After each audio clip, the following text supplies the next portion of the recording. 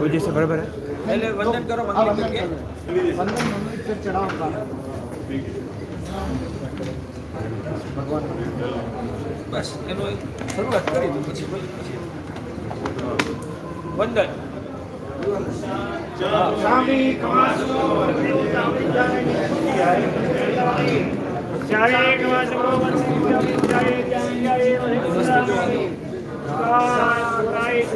शरीर निराबाद सुख संयम यात्रा निवरोचो जी स्वामी कमासो वंदे जाए निश्चयाय महेन्द्रामी चाकायं संदिसुबन उपजोपि अभितर दे रायम कामेव केचन कामेमि रायम जान किंचि अपत्यम परपत्यम भक्ते पाणे विनय व्यावचे आलावे सल्लावे उदासरे समासरे अंतर भाषाए पूरी भाषाए जन किंचि मध्य विनय परिणम सुमोमा वायमा तुबे जाना अहम न जाना इच्छामि कमासुनो मतियों जानिज्जय निश्चयामि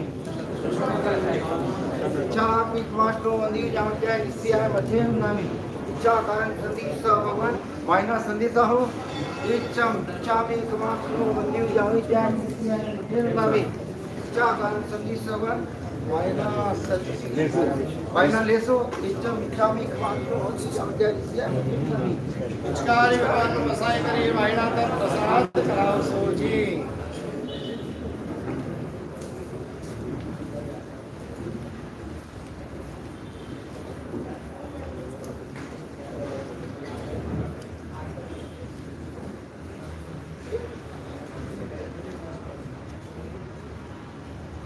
पहले स्वाभाविक मंगल करता हूँ कल्पसूत्र का प्रवचन का मंगलिक बाद में करता हूँ नमो अरिहंताणं नमो सिद्धाणं नमो आयरियाणं नमो उवच्छायाणं नमो लोये सव्वसाहूणम् एसो पंचनमुक्कारो सव्वपावपणाशनो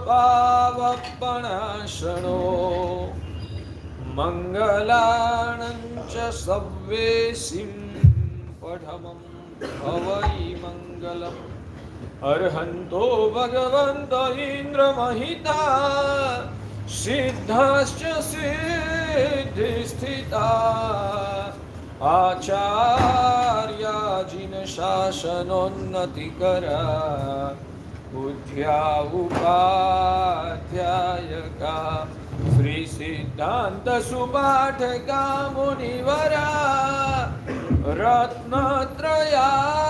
रत्नत्रयाराधका पंचैते परमेष्ठिनः प्रतिदिनम् कुर्वन्तु वो मंगलम् पूर्णानन्दमयं महोदयमयं कैवल्यचिद्रुग्मयं रूपातीतमयं स्वरूपरमणं स्वाभाविके श्रीमयं ज्ञानोद्योतमयं कृपारसमयं स्याद्वादविद्यालयं श्रीसिद्धाचलतीर्थराजमनीषम् वन्देहमादीश्वरं कल्पद्रुमसधर्माणाम् इष्टप्राप्तौ शरीरिणां चतुर्धा धर्मदिष्टारं धर्मनाथमुपास्महे सुधासोदरवाग्ज्योत्स्ना निर्मलीकृतदिङ्मुखः मृगलक्ष्मातमः शान्त्यै शान्तिनाथ जिनोस्तु वः उज्जिंत शैलसिंहरे दिखानानंदी सिंहयाजस्स तम धम्म चक्रवर्ती मरिठनेमिं नमं शामि पातालं कलयन्धरान्धवलयन् नाकाशमापूरयन् निचक्रं क्रमयन् सुरासुरनरश्रेणीं च विस्मापयन् ब्रह्माण्डं सुखयन् जलानि जलधे फेनच्छलालोलयन्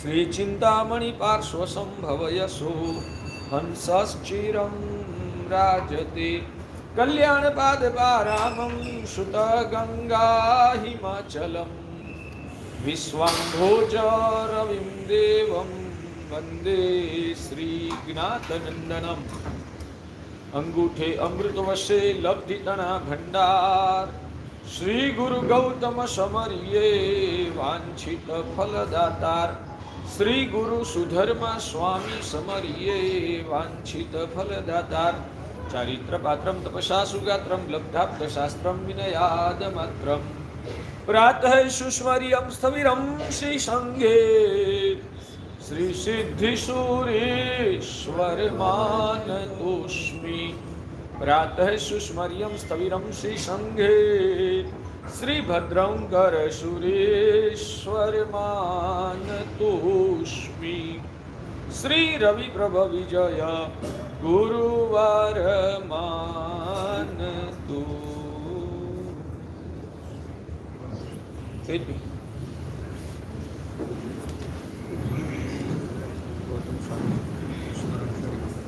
लक्ष्मी देवी माता चढ़ा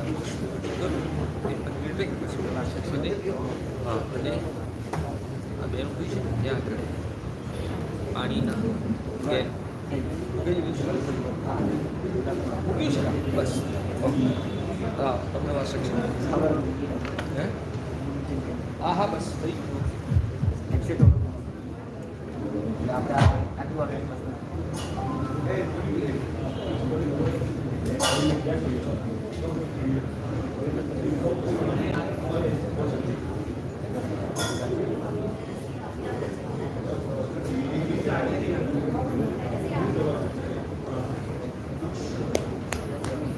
જય જય મંગલ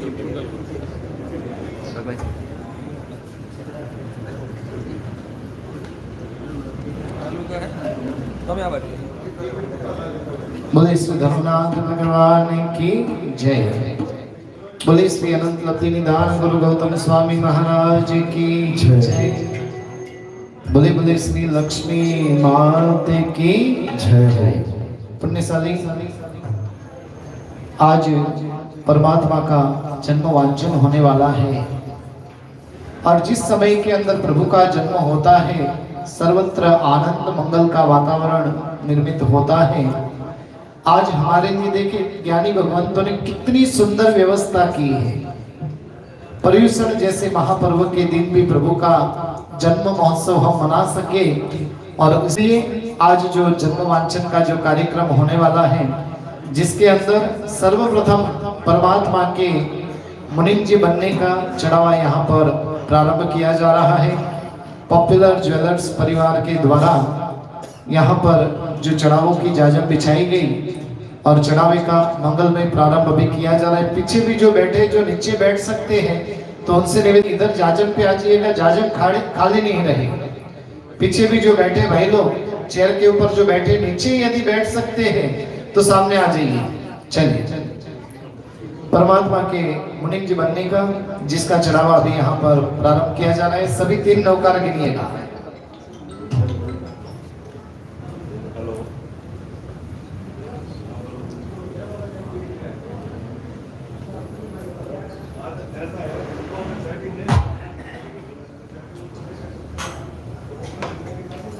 बोले श्री धर्मनाथ भगवान की जय। आज के चढ़ावे की मंगलमय शुरुआत अभी यहाँ पर हम करने जा रहे हैं। परमात्मा के मुनिम जी बनने का 11,111 रुपया। परमात्मा के मुनिम जी बनने का 11,111 रुपया। 11,111 परमात्मा के मुनिम जी बनने का 11,111 11,111 11,111 11,111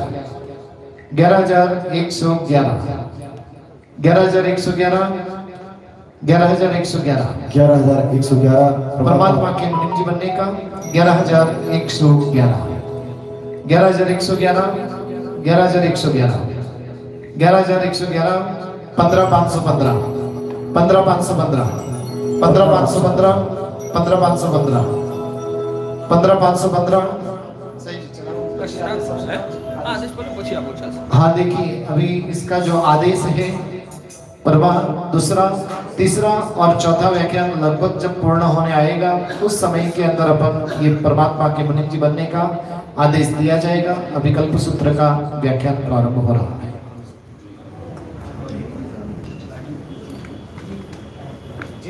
जिनकी गाड़ियां इधर जो बीच में जो पार्क की हुई है उनसे निवेदन है अपनी गाड़ी बाहर रख दीजिएगा, क्योंकि आज जन्मवांचन है, बहुत सारे लोग आएंगे, उनको अंतराय नहीं हो, इसलिए खास निवेदन है जिनकी भी गाड़ियां यहाँ पर अंदर परिसर में पार्क की हुई है वो या तो पीछे के भाग में या तो फिर बाहर टू व्हीलर जो भी पार्क किए हुए हैं वो पीछे के भाग में या तो एकदम आगे ले लीजिएगा। नमो अरिहंतारम नमो सिद्धारम नमो आयर्याणम नमो उवज्जायाणम नमो लोये सव्वसाहूणम एसो पंचन मुक्कारो सर्वपावपणाशनो मंगलानंच सव्वेसिं पठमं हवै मंगलम पुरीमचरिमाण कप्पो मंगलम बद्धमाण तिथम्मी इह परिकहिया जिन गणहराई थेरावली चरी।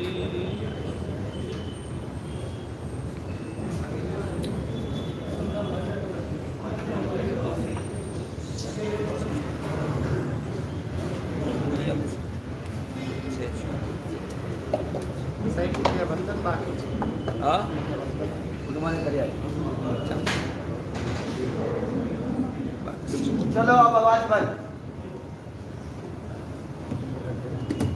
कल के प्रवचन के दौरान त्रिशला माता को अंतिम जो शुरुआत में जो 4 स्वप्न है उसका वर्णन किया प्रवचन के अंतिम भाग में।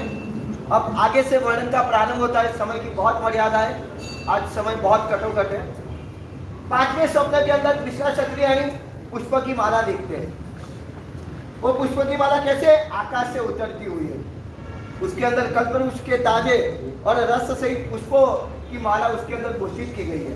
और उसके अंदर कौन से प्रकार के पुष्प है। आप मंदिर में जाते हो तो कौन से पुष्प लेके जाते हो? गुलाब और कोई मालूम नहीं कौन से लेके जाने चाहिए, इसके अंदर वर्णन आएगा।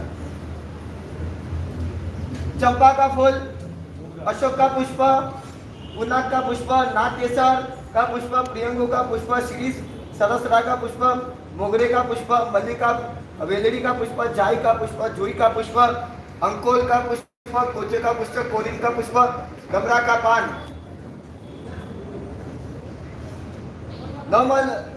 नवमालिका वेलेरी का पुष्प, बकुल के पुष्प, तिलक के पुष्प, वासंतिका वेलेरी के पुष्प, सूर्य विकासी कमल, चंद्र विकासी कमल, गुलाब के पुष्प, मचकुंद के पुष्प, आंबा की मजरी और ऐसी प्रकार के सुगंधी पुष्पों वो माला के अंदर गुंथित करे गए थे। वो माला कैसी थी? अनुपम मनोहर सुगंध से 10 दिशाओं को जो व्याप्त करती थी। और वो माला कैसी थी? सर्व ऋतुओं की सुगंधी पुष्पों की माला से वो सफेद है और बीच के अंदर लाल वर्ण के, पीले वर्ण के, नीले वर्ण के, अलग अलग प्रकार के वर्णों के पुष्प उसके अंदर सम्मिलित किए गए थे। और वो फूल की सुगंध के कारण षटपदी जाति के भमरे, मधुकरी भमरे, रमणगढ़ का गुंजाराव से पूरा वातावरण उसका आसपास का भाग है वो गुंजायमान होने लगा था। ऐसे प्रकार से और अपने कानों को वो स्वर भी मधुर लगने वाला था। ऐसे प्रकार की पुष्प की माला त्रिशला क्षत्रिय आकाश के अंदर 5वें स्वप्न में उतरती हुई देखते हैं। 6ठे स्वप्न में क्या देखते हैं? 6ठा स्वप्न कौन सा? चंद्र। वो चंद्र कैसा था? चंद्र सफेद वर्ण का था, मगर सफेद कैसा था? गाय का दूध, फिर पानी का कणिया, रूपा का कलश जैसा सफेद होता है वैसा था। और वो कलश कैसा था? शांति को देने वाला। यह नयनकंदम लोगों के हृदय और नेत्र को अच्छा लगने वाला। और वो भी कलपुज का चांद नहीं था, मगर परिपूर्ण यानी कि पूर्णिमा का चंद्रमा था। और वो चंद्र कैसा था? यानी घोर जो अंधकार घाटियों के अंदर, जंगलों के अंदर जो घोर अंधकार होता है वो अंधकार के समूह को वो नाश करने वाला था। भगवान पक्ष अंदर आए रहे हम मास पक्ष, शुक्ल पक्ष, कृष्ण पक्ष के लिए जो पक्ष का निर्माण का कार्य वो करने वाला था। कुमोय वर्ण विभोर चंद्र विकासी यानी कि कुमुद वर्ण के अंदर जो चंद्र विकासी कमल है वो कमल जो है उसको विकसित करने वाला था। निशा सोगम और रात्रि को शोभायमान बनाने वाला था। और रात से मांझा हुआ जो कैसा अरिसा लगता है एकदम स्वच्छ, वैसे प्रकार का स्वच्छ था। हंस पड़े हुए वर्णम, हंस जैसे उज्ज्वल बनने वाला, ग्रह नक्षत्र और तारा ज्योतिष का अग्रेसर, अंधकार का शत्रु और कामदेव का बाधा समान, ऐसे प्रकार के चंद्र था। और वो चंद्र कैसा था? समुद्र की वेला को बढ़ाने वाला था, और जिसका भर्ता विदेश में गया हो वैसे पत्नी को विरह पैदा करने वाला था, विरह की वेदना की अनुभूति कराने वाला था। बोलो सोमचारो रूपम, चंद्र सौम्य और रमणीय स्वरूप वाला था। ऐसे प्रकार के चंद्र के स्वप्न को विस्तीर्ण सौम्य चलन स्वभाव वाला और तिलक जैसा, वैसा चंद्रमा आकाश के अंदर तिलक जैसा, वैसे प्रकार का चंद्र को ईशा सत्रियाणी ने छठे स्वप्न के अंदर देखा। भाग्यशालियों, परमात्मा जब माता की कुक्षी में पधारे तब प्रभु की माता को जो 14 स्वप्न आए, किस प्रकार के वो स्वप्न थे, वो स्वप्न का स्वरूप का यहाँ वर्णन किया जाता है। ये वर्णन सुनने के दौरान आपके मन में भाव क्या चलता रहेगा? तो एक एक स्वप्न का जो वर्णन किया है उसमें जो स्वरूप बताया गया है वो स्वरूप परमात्मा का व्यक्तित्व का सूचक है। मेरे भगवान किस प्रकार के गुण पुण्य वगैरह से समृद्ध होंगे, और छोटी छोटी लाल वर्ण का पुष्प भी प्रभु का कुछ व्यक्तित्व को सूचित करता है। पीले वर्ण का जो पुष्प है वो भी प्रभु का कुछ व्यक्तित्व को सूचित करता है। नीले वर्ण का पुष्प वो भी प्रभु का व्यक्तित्व को कुछ सूचित करता है। वैसे ही ये चंद्रमा कैसा था? सफेद था। कभी कभी हम दिखते हैं कि चंद्रमा में भी लालास या पीलास दिखती है, तो ये चंद्र सफेद था, तो उसमें भी कुछ परमात्मा का व्यक्तित्व का संकेत प्रकट होता है। ये चंद्र पूर्णिमा का था। ये चंद्र हृदय और नेत्र को प्यार का आनंद उपजाने वाला था। ये एक एक वर्ण, आगे भी जो स्वप्न आएगा तो एक एक स्वप्न में जो एक एक छोटा छोटा वर्णन किया जाता है, तो वो वर्णन प्रभु का व्यक्तित्व का कुछ अंश को सूचित करता है। हमारे पास उतना ज्ञान नहीं है, इसलिए इसका रहस्य भगवान के संदर्भ में क्या होता है वो हम सब नहीं समझ सकते हैं, मगर एक एक छोटा छोटा वर्णन का भी महत्व है। वो भगवान के स्वरूप के साथ जुड़ा हुआ है। तो उस श्रद्धा से हमें 14 स्वप्न का वर्णन को बार बार ये याद करते करते सुनते रहना। बोलो। और चंद्रमा कैसा है? रोहिणी का अधिपति है। वैसे प्रकार से चांदनी से शोभायमान बना हुआ चंद्र को दिशा क्षत्रिय ने छठे स्वप्न में देखा। 7वें स्वप्न में किसको देखा? सूर्य। तो सूर्य कैसा था? पवित्रम, यानी अंधकार के समूह को नाश करने वाला था, और वो भी कैसा था? तेज से जाजरवान बना हुआ था।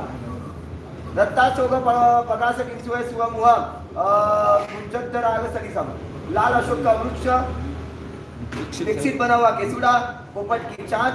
चलो ठीक है, जो अर्धभाग कैसा लाल होता है वैसे वर्ण का लाल था, और कमल के वन को विकसित करने वाला था, और मेष वगैरह राशि का संक्रमण वगैरह चंद्र का लक्षण को जानने वाला था। अमृत वैभव, आकाश तल के विषय और प्रकाशमान करने के कारण वो जैसे आकाश पे दीपक ना हो वैसा लग रहा था। हिम पड़ल कलक काम, हिम समूह को कलकत पकड़े हुए छोड़ने वाला था, यानी कि हिम समूह का नाश करने वाला था। ग्रहगणों नायकम, सर्व ग्रहों का वो नायक था। रात्रि विनाशम, रात्रि का विनाश करने वाला था।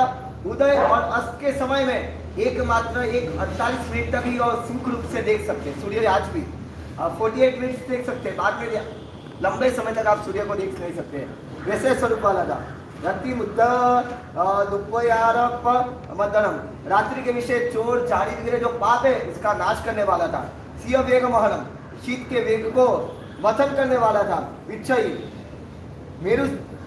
मेरुगिरी की ओर चारों ओर प्रदक्षिणा करने वाला था। सूर्य चंद्र, हमारा जैन शास्त्र ऐसा कहता है कि सूर्य चंद्र घूमता है, पृथ्वी स्थिर। आज का साइंस ऐसा कहता है, दोनों फर्क है। और जैन शासन ऐसा कहता है कि जम्बूद्वीप के अंदर 2 सूर्य, और नासा ने भी स्वीकार कर लिया, नासा के पास वीडियो अवेलेबल है, एक साथ 2 सूर्य दिखे, एक साथ 2 चंद्र दिखे। यानी जैनिज्म के हिसाब से धीरे धीरे नासा और इसरो आ रहे हैं, 2 सूर्य 2 चंद्र है। समय की भी मर्यादा है। ऐसे प्रकार से, और वो सूर्य एक 4 किरण वाला था। चैत्र मास के अंदर 1200 किरण होते हैं, वैशाख मास में 1300, चैत्र मास में 1400, 1600 किरण वाला था। 1600 किरण वाला था।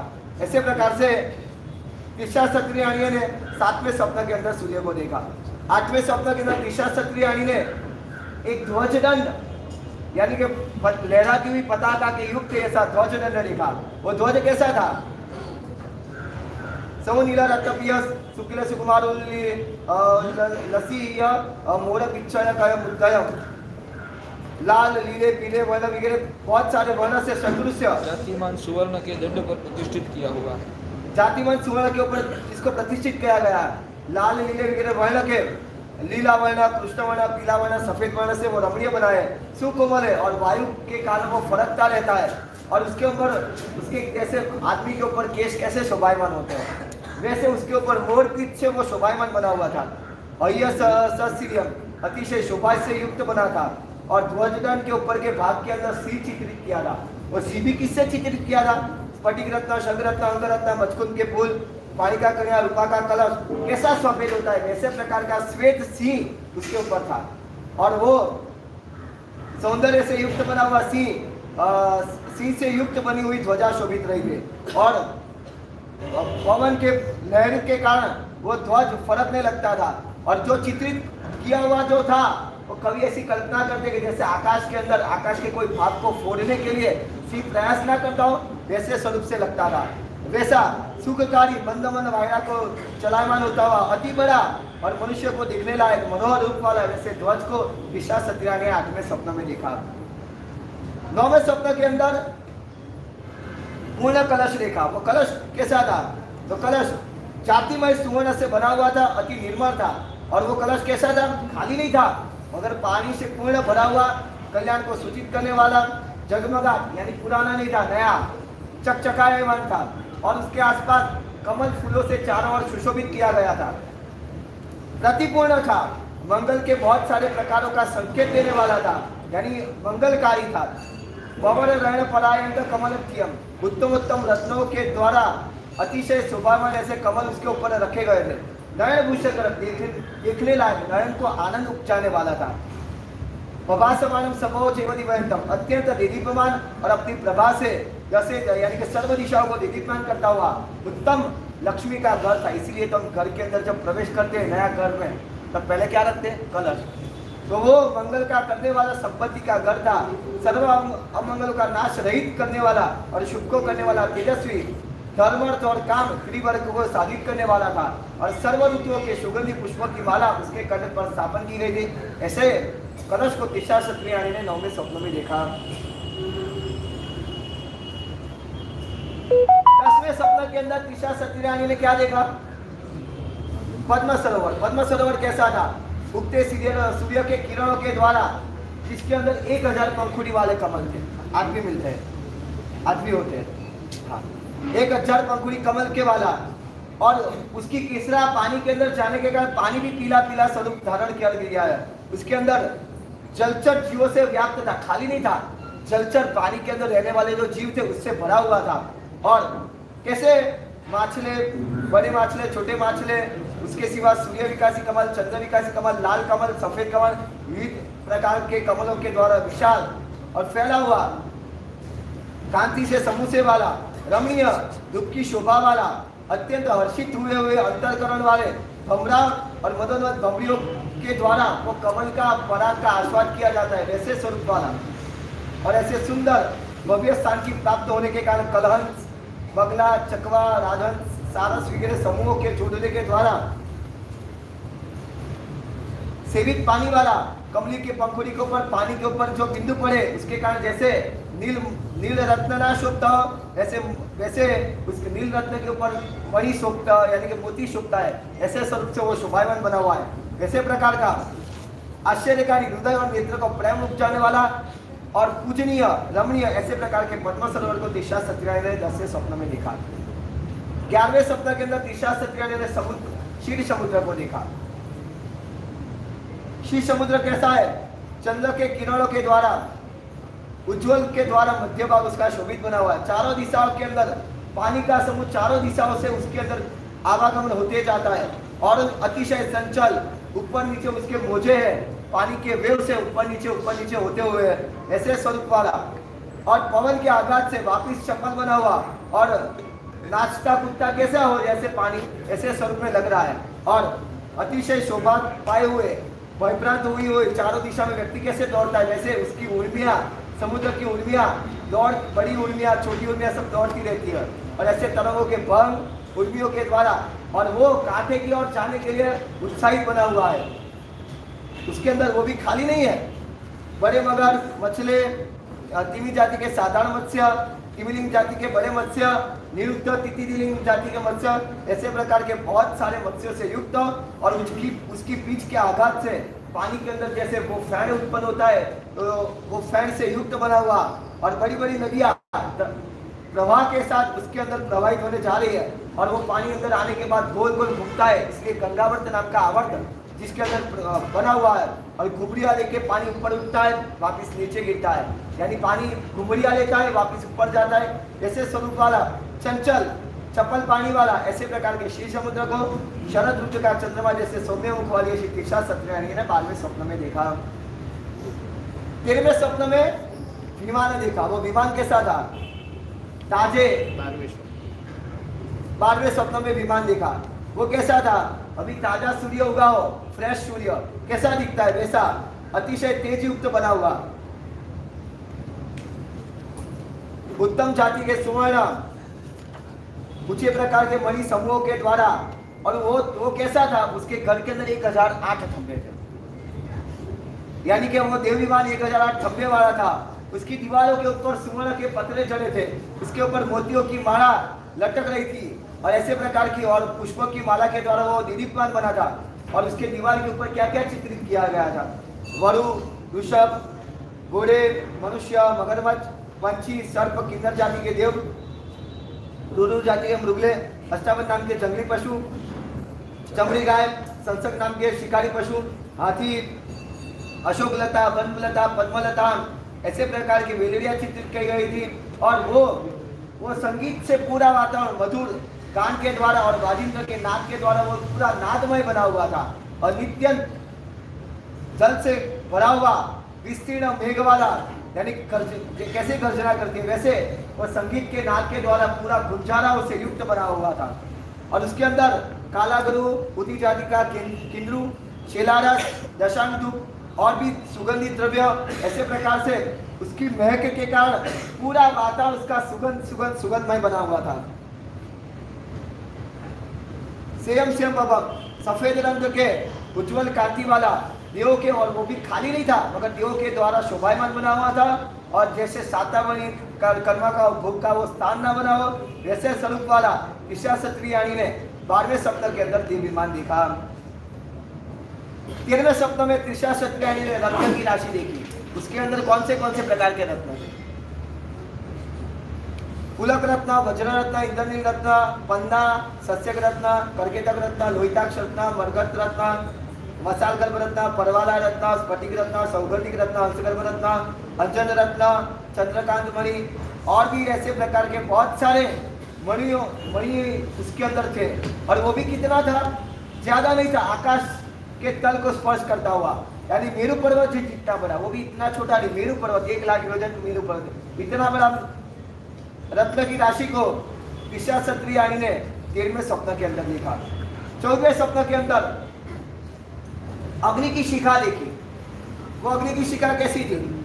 विस्तार वाली उज्जवल घी के द्वारा और पीले मध के द्वारा सिंचित की जाने के कारण उसके अंदर में से धुआं बाहर निकल रहा था, और वो धगधगायमान हो रही थी, यानी आग का धुआं बाहर नहीं निकल रहा, निर्धूम था। धुआं बिना की धगधगायमान करती हुई चांचल्यवान ज्वालाओं से युक्त बनी थी। और वो अग्नि कैसी थी? यानी कि छोटी ज्वाला बड़ी ज्वाला में समावेश होती है, वो उसकी ज्वाला उससे बड़े में समावेश होती हुई ऐसे स्वरूप वाली विच्छई ज्वालाओं ऊपर नीचे, जैसे कोई ऊपर के भाग को पकाने के लिए वो तैयार ना हुई हो, ऐसे प्रकार से त्रिशा सत्रियाणी ने 14वें स्वप्न के अंदर निर्धूम अग्नि देखा। ऐसे प्रकार से शुभे सोमे, यानी कि कल्याण के हेतु रूप, कीर्ति को बढ़ाने वाले, दर्शन मात्र से व्यक्ति को प्रिय लगने वाला, शूरूपे दक्षुणम शयन मध्य, और सुंदर रूप वाले स्वप्न को देखकर निद्रा में से जागृत होकर कमल जैसी नेत्र वाली और शशे जिनकी रोमराजी विकस्वर हुई, वैसे त्रिशा सत्रियाणी निद्रा में से जाग गई। और निश्चित रूप से ये 14 स्वप्न तीर्थंकर की माता ही देखती है, और चक्रवर्ती की माता। तीर्थंकर की माता स्पष्ट रूप से देखती है और चक्रवर्ती की माता अस्पष्ट रूप से देखती है। और पर वो भी स्पष्ट ही दिखती है मगर थोड़े झांके दिखती है, झांके दिखती है। ईशा सत्य ने ऐसे स्वरूप वाले प्रशस्त 14 महासूत्र को देखकर जाकर विस्मित हुई, संतोष को पाई हुई, हर्षवश जिनकी उल्लसित बने हुए हृदय है और मेघ की धारा के द्वारा जैसे कदम का पुल सिंचित किया वैसे उनकी रोग और राजी विकसर बनी हुई है।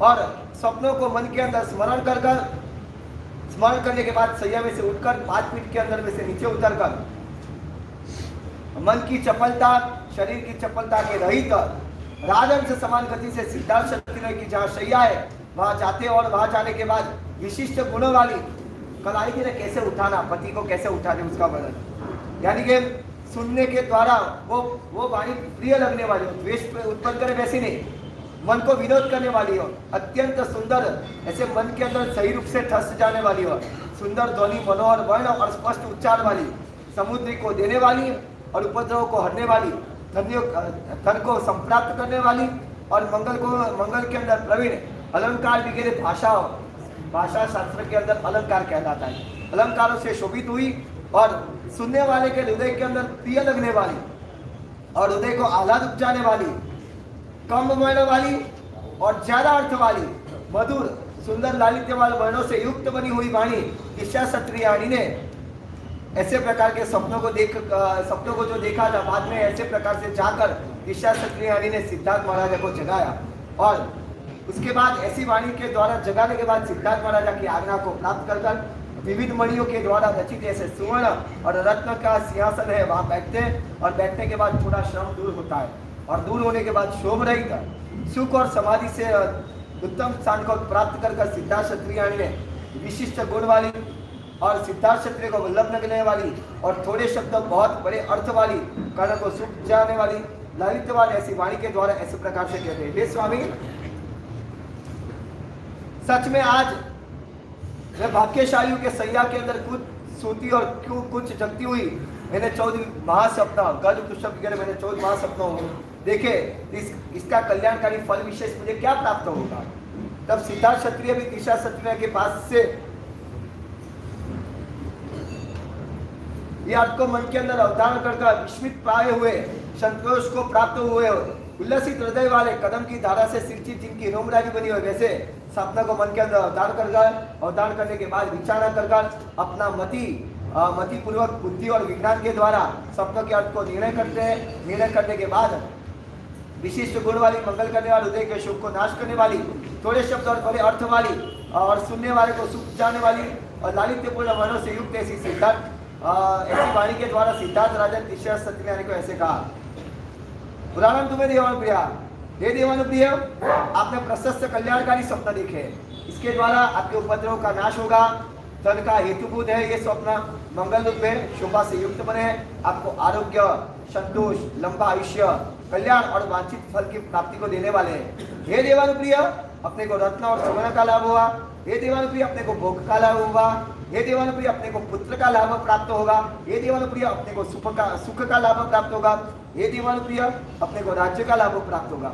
हे देवानुप्रिय, जब 9 मास और 7.5 दिन पूर्ण हो गए तो आप निरोगी ऐसे पुत्र को जन्म देने वाले होंगे और वो पुत्र कैसा होगा, हमारे कुल के अंदर वो ध्वजा जैसा होगा और कैसा होगा, हमारे कुल के अंदर दीपक जैसा, हमारे कुल के अंदर पर्वत जैसा, हमारे कुल के अंदर तिलक जैसा, हमारे कुल की कीर्ति को बढ़ाने वाला है, हमारा कुल को निर्वाह करने वाला है और कुल के अंदर सूर्य समान तेजस्वी है और कुल के अंदर जैसे धरती पृथ्वी का आधार है वैसे ही हमारे कुल का वो आधार बनेगा।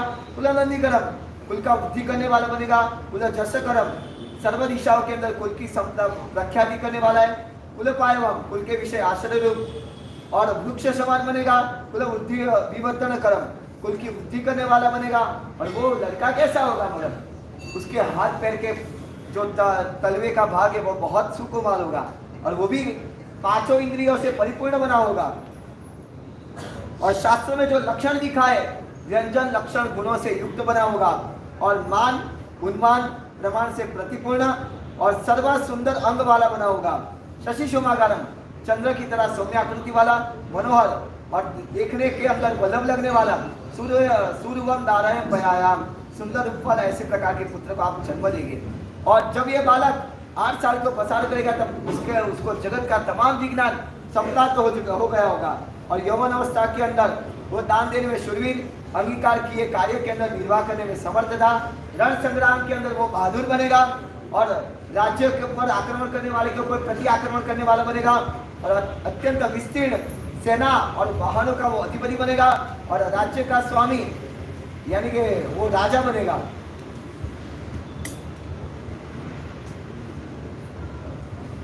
और हे देवानुग्रह, आपने प्रशस्त स्वप्न देखे, वो मंगलकारी स्वप्न देखे। और सिद्धार्थ महाराज ने 2 बार 3 बार प्रशंसा करने के बाद, समय मर्यादा बहुत है इसलिए एक विवेचन नहीं कर पाते, मगर कैसी वाणी, कितनी उपप्रेरणा करना, कैसे रात को पत्नी जगाया तो कैसे बर्ताव करना, ये सब प्रैक्टिकल नॉलेज है, इसके ऊपर से संप्राप्त हो सकता है। और ऐसी त्रिशा क्षत्रिय सिद्धार्थ राजा के पास से अर्थ को अवधारण करता, हृदय के अंदर अवधारण करने के बाद संतोष पाई हुई, विकसित हृदय वाली और 10 नख एकत्रित कर हाथ जोड़कर मस्तक के अंदर आवृत कर ऐसे प्रकार से कहती है, हे स्वामी, आपने जो कहा वो तथ्य है, हे स्वामी, और वही अधिष्ठित है, उसमें कोई संदेह नहीं है। परिचय में हम स्वामी, वही मुझे इच्छित है, इच्छा परिचय में हम वही इच्छित और प्रतीक्षित है। और ऐसे प्रकार से सपनों को अंगीकार करने के बाद सिद्धार्थ महाराज की अनुज्ञा लेकर, आपकी पत्नी आपकी अनुज्ञा तो नहीं लेती होगी,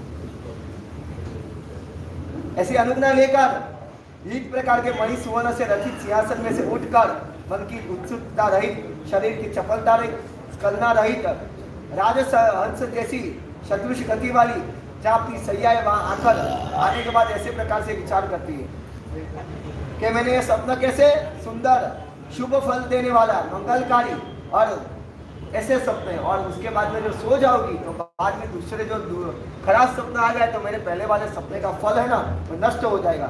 इसलिए वडीलों ने कहा है, ईशा क्षत्रिय ने सोचा कि देवगुरु संबंधी कथा, प्रशस्त, मंगलकारी, मनोहर ऐसी धार्मिक कथा के द्वारा सपनों का रक्षण करते, जागती हुई निद्रा का निवारण करने का प्रयत्न करते हुए सपनों को संभालते हुए समय प्रसार करती है। और सिद्धार्थ क्षत्रिय भी सुबह का समय होते ही कौटुंबिक पुरुषा सत्तावी, कौटुंबिक पुरुष यानी कौन? गांधी जी। हाँ, कौटुंबिक पुरुष कौन? नौकर, इसको कौटुंबिक पुरुष कहते हैं। नाम को आप क्या समझते हो? कौटुंबिक पुरुष कैसे रखना? कौटुंबिक व्यक्ति की तरह, आदमी को कौटुंबिक व्यक्ति, इसीलिए कौटुंबिक शब्द लिखा। नौकर था, नौकर को बुलाया था, नान है, प्रवीण भाई है, जो भी आदमी क्या काम करते, पुजारी जी हो। कैसे? सच को इधर बैठे हो तस्वीर ने कभी पुजारी के खड्डे पे आने का कैसा चल रहा है कभी पूछा? पूछते हो, अच्छी बात है। बाकी क्या हम अपनी दुनिया में रहते, आदमी को ऐसे समझे वो आदमी है, प्रेम से संबंध रखना। और मैं तो कहता हूँ साल में एक बार उन लोगों को एक बार ध्यान रख देने का, वो कस्टमर करते यहाँ करते। मुझे समाचार मिला, नाम भी बोले थे, हमारे सेठ दिवाली आती है तब हमको दुकान में से कुछ न कुछ कपड़ा वगैरह ला देते, हमको वो खर्चा कुछ नहीं होता, वो अंदर से वो खुशी व्यक्त करते। ऐसे रखना चाहिए।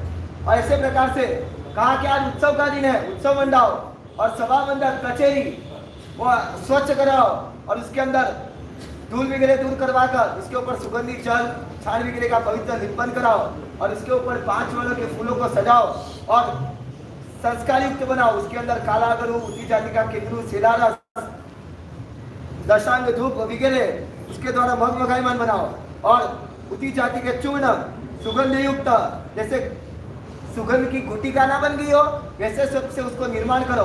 आप खुद करो, दूसरे के पास कराओ।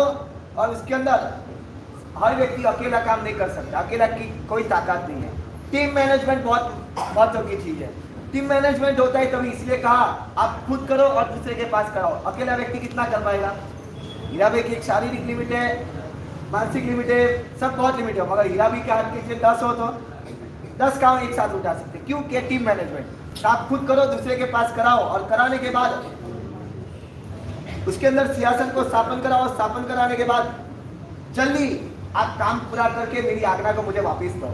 और कौटुंबिक पुरुष भी सिद्धार्थ महाराजा की आज्ञा प्राप्त होते वो हर्षित बने, संतोष को प्राप्त हुए और जिनका हृदय प्रफुल्लित हो गया और दोनों हाथ जोड़कर 10 लाख एकत्रित कर हे स्वामी आपकी आज्ञा मुझे प्रमाण है वैसा कहकर विनय पूर्वक स्वीकार करने के बाद सिद्धार्थ क्षत्रिय के पास से निकलकर बाहर के सभा मंडप में जाते हैं और वहाँ सभा मंडप के अंदर सुगंधित जल का छंटकाव से लेकर सिंहासन स्थापन का सभी कार्य कर सिद्धार्थ क्षत्रिय जहाँ है वहाँ आते 10 नगर को एकत्रित कर आवर्त जोड़कर आपने जैसी आज्ञा की थी ऐसा मैं आपको वापिस से निवेदन करता हूँ वैसा निवेदन करते हैं। उसके बाद तीसरा क्षत्रियाणी वो जब उस रात्रि के विषय अब सूर्य उदय हो रहा है तो कैसे कैसा सूर्य उदय रहा है कैसे प्रफुल्लित हुए पद्म के पंखुड़ी वैसा प्रभात जब सूर्य सुबह का हुआ है यानी कितने बजे उठते थे 8 बजे 9 बजे नहीं सूर्य उठने से पहले जब प्रभात होने की शुरुआत होती है तब उठ जाना है sleep at 10 awake at time sir so और टाइम सर उठो इससे ये सीखना टाइम सर उठते ऐसा प्रकार का सूर्य आ गया है। उसके बाद क्रमशः अशोक वृक्ष का पत्ता कैसा लाल होता है वैसा सूर्य हुआ है। उसके बाद केसुदा का पुष्प पोपट की चार चौठी का अनुपात कैसा लाल होता है वैसा सूर्य हुआ है। और बपोर के पुष्प पारेवा के पैर और नेत्र कोपित हुई कोयल कैसे लाल उसका नेत्र होता है वैसे वर्ण का सूर्य उदय हुआ है। उसके बाद जासूद के पुष्प का डगला हिंगलो कैसा लाल है यानी कि धीरे धीरे धीरे उसकी लालच बढ़ती जा रही है। और वो सूर्य कैसा है कमल के खंड को विकसित करने वाला है। और सूर्य भी कैसा है एक 4 किरणों वाला है रात्रि का निवारण करने वाला है दीप्यमान बना हुआ और सूर्य के किरणों के अभिघात से अंधकार जिसका विनाश हो चुका है। और सूर्य कुमकुम जैसा नए तपे हुए मनुष्य को विचलित करते हुए यानी कि कुमकुम जैसे उसने धरती पर बिछाया है ऐसा स्वरूप वाला सूर्य को सूर्य जब उदय हुआ तब सिद्धार्थ महाराजा शैया में से नीचे उतर गए। अब इसके ऊपर तो बहुत बड़ा लंबा प्रवचन हो सकता है समय की मर्यादा है। ये सुबह उठने के पीछे क्या रहस्य क्या कारण है तो सूर्योदय के पहले जब उठते तो आपका हेल्थ अच्छा होता है और डॉक्टर और साइंस भी कहता है। और ऐसा उठकर शैया में से उठकर 5 फीट के ऊपर पैर रखकर वहां से व्यायामशाला में आपकी परिभाषा में जिम व्यायामशाला और जिम में बहुत डिफरेंस है। व्यायामशाला और जिम के अंदर बहुत तफावत है बहुत कभी बाद में कभी अनुकूलता प्रदूषण के बाद लेंगे। ऐसे प्रकार से कसरतशाला के अंदर प्रवेश कर घोड़ी कूदना भाव को मोड़ना मल्ल युद्ध करना ऐसे अलग अलग प्रकार की कसरत कर शरीर जब श्रमित हो गया हमारे वहाँ कहते हैं जब शरीर में से पसीना बहता है ना तब शरीर के रोग चले जाते हैं। और आपके बच्चों को तो पसीना बहाना ही बंद कर दिया है क्योंकि शरीर परिश्रम करना ही बंद कर दिया है। तो हर रोज परिश्रम होना चाहिए तो शरीर का कचरा उसमें से बाहर निकलता है क्योंकि आपको जाना है तो सेल एथर दबाओ आप निकलते ये हाल हो गया। तो यानी परिश्रम करते राजा है राजा को मालूम है दूसरा काम मुझे करने में नहीं आएगा तो सुबह सुबह कसरत कर लेना। और ऐसे दंड खेलना ऐसे प्रकार के कसरतों के द्वारा जब थके हुए श्रम तब कुशल पुरुषों के द्वारा उसके ऊपर तेल का मर्दन करते हैं लाइफ बॉय नहीं लगाते तेल का मर्दन करते वो भी तेल कैसा है शतपात सहस्त्रपात और सुगंधी वैसे तेलों के द्वारा उनके ऊपर मर्दन किया जाता है। और वो तेल भी कैसा है रस और रुधिर धातुओं को समता देने वाला आपकी बॉडी के अंदर जैसे आज की दुनिया में कहा जाए तो पंचकर्म करते तो शिरोधारा और तेल मालिश होती है वो तेल मालिश हो गई पंचकर्म डेली पंचकर्म आपकी परिभाषा में। और जठराग्नि को वो प्रदीप्त करने वाला है काम की वृद्धि करने वाला है अपने शरीर के मांस को पुष्ट करने वाला है बलवान बनाने वाला है सर्व इंद्रियों और गात्रों को मजबूत करने वाला है।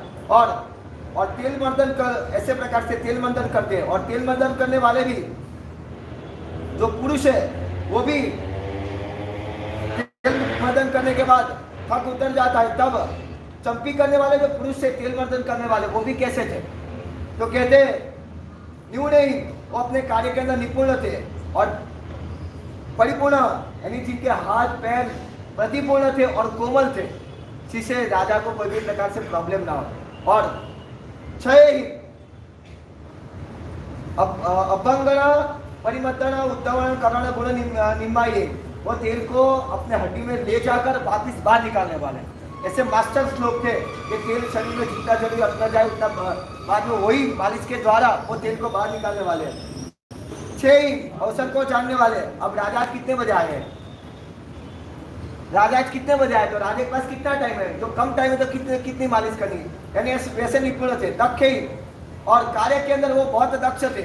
और मात्र वैसा नहीं, राजा सबसे ज्यादा, हमारे वहाँ कहते हैं बड़े लोग सबसे ज्यादा काम रखते, मालूम है, डेंटिस्ट डॉक्टर के पास।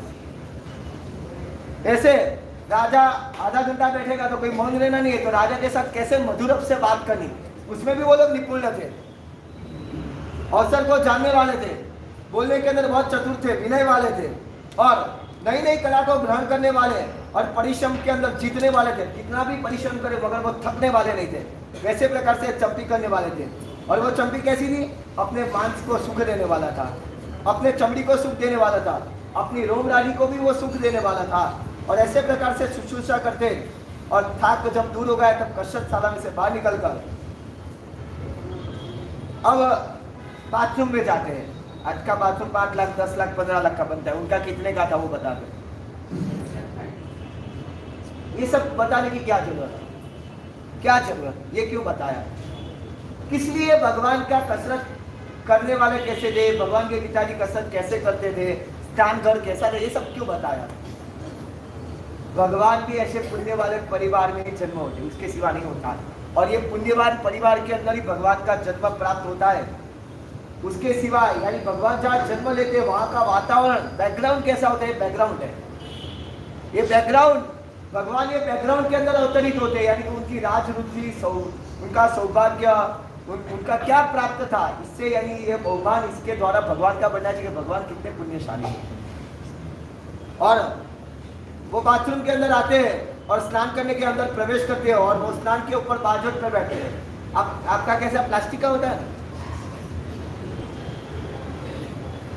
वो स्नान मंडप भी कैसा था उसका वर्णन करते हैं। और उसके अंदर मोतियों की माला मुद्रित की गई थी, और विचित्र प्रकार के मणि रत्न से चढ़े हुए तलिया था। ये सब आज के जमाने शक्य है। हाँ, वो अफगानिस्तान का या इराक का था ना, उसके सोने के नल थे। सदाम हुसैन, जो ये आदमी के पास सोने के नल हो सकते, तो भगवान का क्या वैभव सर, सोने के नल थे ना, देखिए ना आपने वीडियो, जो सदाम हुसैन के घर के अंदर सोने के नल हो सकते, तो भगवान के पास क्यों नहीं हो सकता है।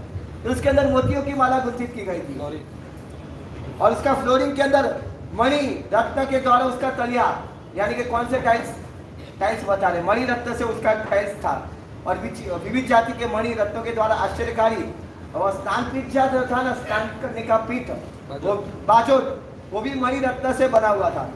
और अब कौन से पानी से स्नान करते, आप तो कावेरी जिंदाबाद, और वो भी बासी, अगले दिन का आया हुआ, टंकी में भरा हुआ,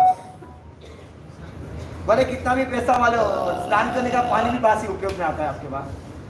पुष्पों के रस से मिश्रित बना हुआ जल से वो स्नान करते थे। बाद में चंदन रस वगैरह रसों के द्वारा जिस पानी में डाला गया उसके द्वारा स्नान करते थे। बाद में गर्म पानी, उसके द्वारा स्नान। बाद में तीर्थ वगैरह से लाए हुए जल, उसके द्वारा स्नान। बाद में निर्मल जल के द्वारा स्नान। ऐसे प्रकार से स्नान करने के बाद में बाहर आने के बाद कौतुक वगैरह करते हैं। कौतुक वगैरह करने के बाद उनका टुवाल था, कौन छोटे भीम वाला था, क्या था आपके बच्चों का, वो टुवाल की बात करते हैं। वो टुवाल कैसा था, रुआटी वाला, अत्यंत कोमल, सुगंधी, लाल रंग का, उसके द्वारा शरीर को पोंछकर, और कपड़े कैसे पहनते थे, स्पष्ट लिखा है, अहय समुख सुमहक दूसरा सुसंबुड़े, और जो फटे टूटे नहीं। कल गुरुदेव ने कहा था फटे कपड़े नहीं पहनना चाहिए, तो जो यानी कि स्वच्छ अति मूल्यवान वस्त्र को, उत्तम वस्त्र को जिन्होंने धारण किया था, ऐसे प्रकार के। और सिद्धार्थ महाराज बाद में क्या करते हैं, गोशीश चंद्र से विलेपन करते हैं, और बाद में जिन्होंने पुष्प की माला को धारण किए, कुमकुम वगैरह अपने शरीर के अंदर पवित्र स्थान पे लगाया हुआ है, वैसे राजा जिन्होंने मणिमय और सुवर्ण के आभूषणों को धारण किया है, शरीर के अंदर 18 सेरो हार, जिसके अंदर 18 सेर है, 9 अर्ध सेरो, 9 सेरो, 3 सेरो, ऐसे प्रकार के जुफनक, और कमर के अंदर जिन्होंने कदूरा को धारण किया है, ऐसे प्रकार से कंठ के अंदर जिन्होंने कंठी धारण की है, हाथ के अंदर जिन्होंने वीटी यानी कि वीटी पहनी हुई है, अंगूठी पहनी हुई है, केश के अंदर जिन्होंने पुष्प धारण किया है, और केश के ऊपर आभूषण यानी कि मुकुट वगैरह धारण किया है, जैसे कड़ा, बाजूबंद, देरखा, के द्वारा उनकी भुजाएं भी स्तंभित हो गई। वैसे प्रकार से स्वाभाविक अतिशय सुंदर कान के ऊपर दोनों कुंडल धारण किए। वो जैन होता है वो कान का कुंडल धारण करते हैं, हिंदू कान का कुंडल धारण करना चाहिए। वैसे प्रकार से हारों के द्वारा जिनका छाती वो हारों से ढक गई है, वैसे प्रकार से पहनी हुई रत्न जड़ित विधियों के द्वारा और लंबे लटकते दुपट्टा यानी कि उत्तरासन जिन्होंने धारण किया है, वैसे प्रकार से मणिमय सुवर्ण रत्न से बने हुए विविध जाति के कांति वाले कीमती चतुर कारीगर के द्वारा कौन से ज्वेलर्स अच्छे कारीगर के ज्वेलर्स के द्वारा निर्मित किए गए, वैसे उस जमाने के अच्छे ज्वेलर्स के द्वारा निर्मित किए गए विशिष्ट प्रकार से। और वो भी अलंकार थे, उसके सांधे खुले हुए नहीं थे, फिट थे, गोल सोना वाले समझ गए हीरा भाई, वैसे प्रकार से। और रमणीय लगने वाले वैसे प्रकार से वीरों को सुचायित करने वाले वीर बने जिन्होंने धारण किया है। और जैसे कल्प वृक्ष कैसे शोभित होता है वैसे वो शोभायमान बने हुए हैं। वैसे राजा सकोरिन मुल्ला दामे ने छत्र धरी जमाने और छत्र ऊपर धारण किया, उसके ऊपर कोरिन पुष्प की माला को धारण किया गया और दोनों बार चामर विंचे जा रहे हैं और मंगल जय शब्द से युक्त बने हुए हैं। और वो अकेले नहीं है, उनके पीछे कौन कौन है? अनेक गणों के नायक, दंड नायक, मांडलिक राजा, तलवार यानी कि कोतवाल वगैरह, मनम के स्वामी, कौटुंबिक पुरुष, मंत्री, महामंत्री, ज्योतिष को जानने वाले, द्वारपाल, अमात्य, दास दासी, पीठ मर्दन करने वाले, नगर व्यापारियों और चिट्ठिया से युक्त सेनापति, सारथवा, दूत, संधिपाल उनके साथ परिवार हुए। और स्वेद ऐसी जैसा मेघ के अंदर में से ग्रहों के समुदाय के बीच में से जैसे चंद्रमा कैसे निकलता है, वैसे स्नानघर से बाहर निकलने के बाद ये सभी लोगों के साथ वो चंद्रमा जैसे शोभित बने हुए हैं। वैसे प्रकार से मनुष्यों के अंदर इंद्र जैसे और राज्य चुरा को धारण करने के लिए वृषभ समान और नरसिंह यानी कि पुरुषों के अंदर सिंह जैसे अत्यधिक शोभावान जैसे सिद्धार्थ महाराज स्नान घर से बाहर निकलने के बाद सभा मंडप में आते और आकर सिंहासन के ऊपर बैठकर पूर्व सन्मुख बैठते हैं और जहां सफेद पर्दा बिछाया गया है वहां 8 भद्रासनों को स्थापन किया गया और वो 8 भद्रासन के ऊपर सरसों वगैरह बिछाए गए। जैसे 8 सिंहासन बनवा कर उसके आगे बीच में कनाट लगाते हैं। क्यों, क्या कारण कनाट लगाने का? क्योंकि वो आज राज्यसभा के अंदर उनकी स्त्रियां आने वाली है, तो एक मर्यादा है, ये मर्यादा का पालन करना बहुत उचित था। ऐसे प्रकार से उसके ऊपर मणि और रत्न मंडित वैसे सुशोभित किए गए, अतिशय देखने वाले मनोहर वस्त्र वाले, उसके ऊपर बारीक रेशमी गूंथनी की गई है। और वो जो पर्दा था वो कैसा है? पर्दा के अंदर गोरु, वृषभ, घोड़ा, मनुष्य, मगरमच्छ, पंछी, सर्प, किन्नर जाति के देव, रुद्र जाति के मृगले, अष्टापद नाग जाति के जंगली पशु, चमड़ी गाय, हाथी, वनलता, अशोकलता, पद्मलता, उसके द्वारा उसके अंदर वो चित्रित किया गया है। वो जो पर्दा था उसके अंदर ऐसे चित्र चित्रित किए गए थे। ऐसे प्रकार से अभ्यंतर यवनिका के अंदर अंतर्पुर रानीवास को बैठने के लिए स्थान बनाते हैं और वहाँ सिंहासन बनाते हैं। विविध प्रकार के मणि और रत्न से रचित वैसे सिंहासन, उसके ऊपर रेशमी गद्दी बिछाई जाती है और गद्दी के ऊपर वस्त्र बिछाया जाता है। और वो सिंहासन भी शरीर को सुख देने वाला और सुंदर सिद्धार्थ महाराज दिशा सत्री यानी को बैठने के लिए वैसे मंडवाते हैं और मंडवाने के बाद कौटुंबिक पुरुषों को बुलाकर ऐसे प्रकार से आदेश करते हैं। हे देवान प्रिय, आप 8 निमित्त को जानने वाले हैं, जो 8 निमित्त को जानकार है वो सबको जानने वाले हैं, जो अष्टांग निमित्त धारी है उनको आप बुलाइए। वो बुलाने के लिए आज्ञा करते हैं। अंग, स्वर वगैरह जो 8 प्रकार के निमित्त है वो जानने वाले हैं। जमीन को देख के कह देते कि जमीन में क्या है, आज की दुनिया में भी होता है।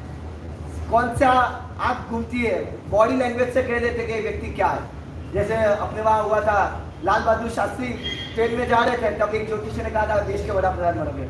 कपड़े में 3 टुकड़े थे उस समय, इलाहाबाद जा रहे थे, तब बोला था और आपका मृत्यु भी देश की धरती पे होगा, और बनी सत्य यही घटना हुआ। तो ये ऐसे अष्टांग निमित्त को जानने वाले उनको आप बुलाइए।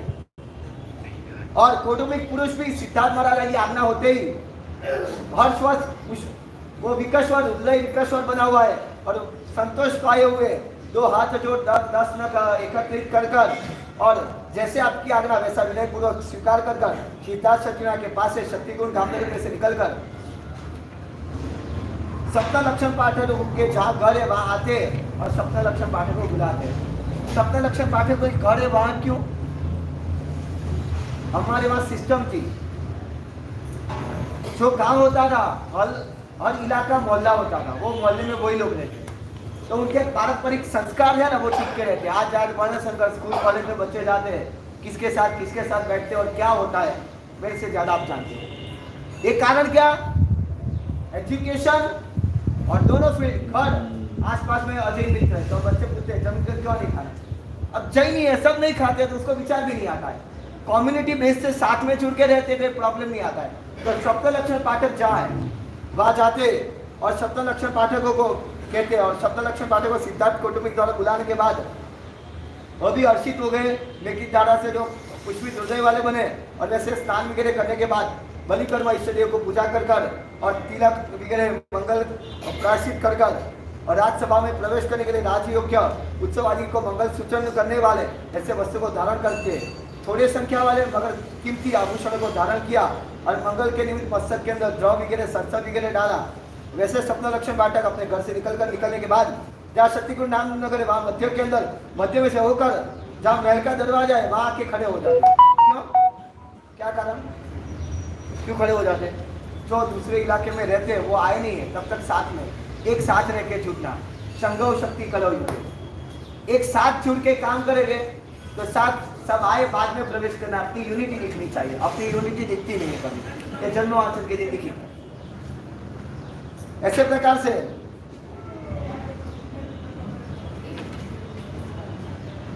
एक सम्मत होकर और साथ के अंदर सम्मत होकर उन्होंने क्या काम किया? नितिन भाई अपना एक नेता स्थापित किया, ये हमारा नेता सप्तम लक्षण पाठक के अंदर, कि भाई हमारे मुख्य सप्तम लक्षण पाठक ये है। ऐसे प्रकार से सिद्धार्थ क्षत्रिय वहां आते और वहां आने के बाद 2 हाथ जोड़कर 10 नख एकत्रित कर मस्तक में अंजलि कर जय विजय के द्वारा राजा को बधाते हैं और आशीर्वाद देते हैं। दीर्घायु भव, वृत्तवान भव, श्रीमान यश श्री भव, प्रज्ञावान भव, भूरि सत्व करुणा दानिक शोण भव, भोग्यान्यो भव, भाग्यवान भव, महासौभाग्यशाली भव, प्रौढ़शी भव, कीर्तिमान भव, सदा विश्वोपजीवी भव। हे राजा आप दीर्घायुषी बनो, हे राजा आप व्रत नियम को पालन करने वाले बनो, लक्ष्मीवान बनो, यशस्वी बनो, बुद्धिशाली बनो और प्राणियों की करुणा के अंदर आप अद्वितीय पराक्रमी हो, भोग संपत्ति को प्राप्त करने वाले बनो और उत्तम सौभाग्य से युक्त मनोहर ऐसे कीर्ति वाले हो और लक्ष्मी वाले हो, शोभायुक्त बनो। हमेशा समस्त जगत में आपका जय जयकार हो, आपका कल्याण हो, सुख हो, आपका धन का आगमन हो, लंबा आयुष्य हो, पुत्र जन्म समृद्धि प्राप्त हो, शत्रु का विनाश हो। हे राजन आपके कुल के अंदर निरंतर जिनेश्वर परमात्मा की भक्ति हो। ऐसे स्वरूप से तीसरा प्रवचन पूर्ण हुआ। अब चौथा प्रवचन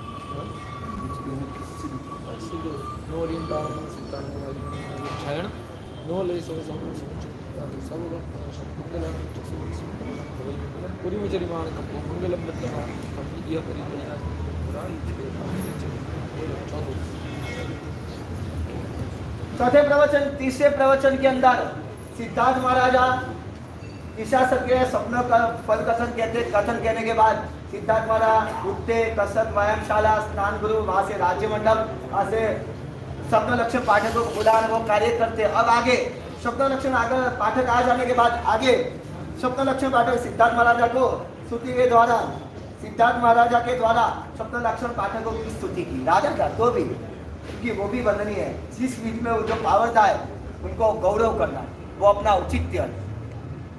तो वैसे प्रकार से सम्मान देकर सिंहासन पर सिद्धार्थ महाराजा भी कहते कि आप सिंहासन पर विराजमान हो।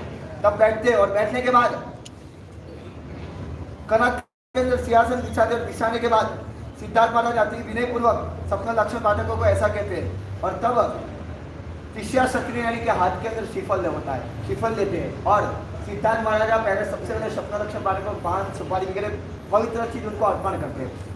हमारे वहाँ कहते हैं सबसे पहले कुछ दो, बाद में कुछ मिलता है, इससे पहले कुछ नहीं होता। ऐसे सिद्धार्थ राजा हाथ के अंदर पुष्प फल वगैरह को ग्रहण कर सप्तम लक्षण पाठकों को निवेदन करते हैं।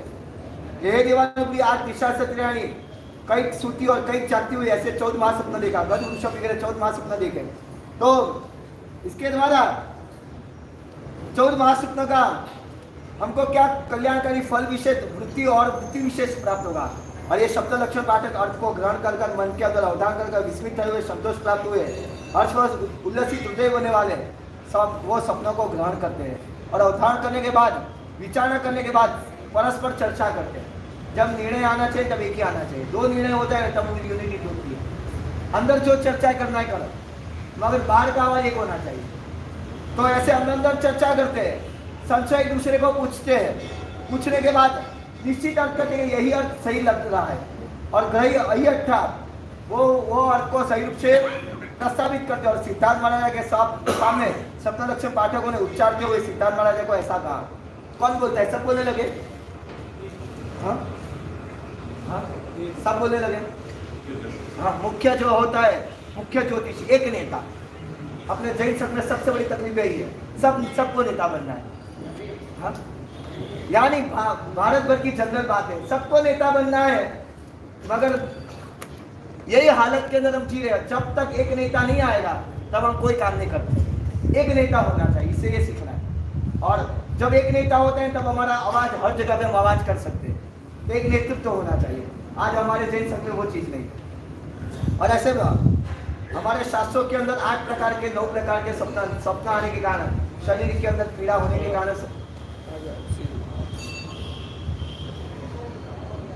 वैसे 9 प्रकार से स्वप्न शास्त्रों के अंदर आते हैं।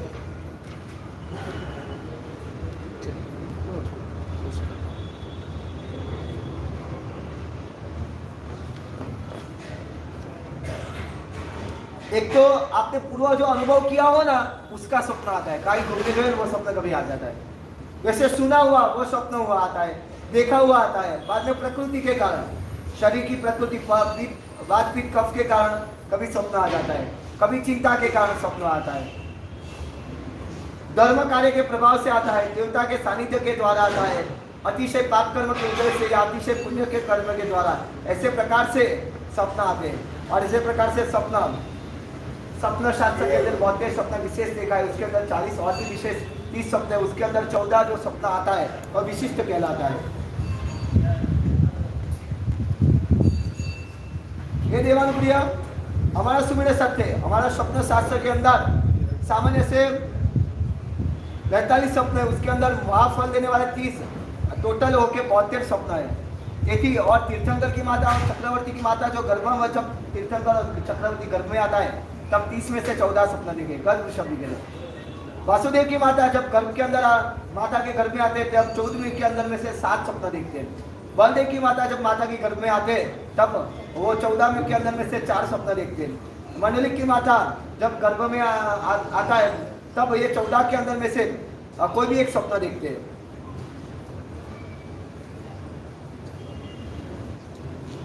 हे देवानुप्रिय, ईशा सत्य ने ये 14 स्वप्न देखे, उससे ईशा सत्यानी प्रशस्त स्वप्न देखे। हे देवानुप्रिय, वो मंगल करने वाला है। और हे देवानुप्रिय, आपको अर्थ का लाभ होगा। हे देवानुप्रिय, आपको भोग का लाभ होगा। हे देवानुप्रिय, आपको पुत्र का लाभ होगा। हे देवानुप्रिय, आपको सुख का लाभ होगा।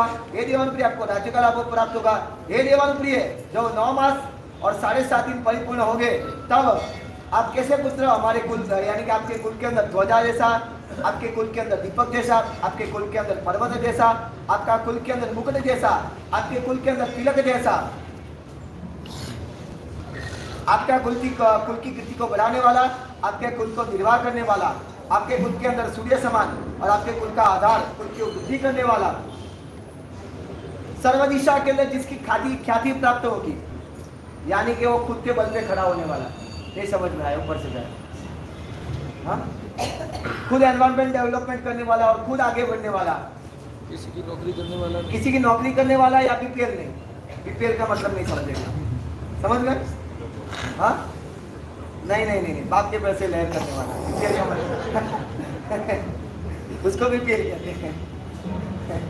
ऐसा नहीं, खुद के बल पर खड़ा होने वाला, यानी कि वैसे प्रकार से कुल के अंदर वृक्ष जैसा और कुल के अंदर कुल की संतति को बढ़ाने वाला, सुकुमार पानी पाए, उसके हाथ पैर के तलिया है वो अत्यंत सुकोमल है, 5 इंद्रिय से परिपूर्ण और लक्षण से युक्त बना हुआ है, और वैसे मान प्रमाण उन्मान से युक्त बना हुआ अंग वाला है। चंद्रमा की सुनेगा, लक्ष्मी जो चढ़ावा लेने की भावना वाले है, वो वार्षिक दान देके परमात्मा तीर्थंकर लक्ष्मी को प्राप्त करेंगे। क्या वार्षिक दान देकर तीर्थ की लक्ष्मी को।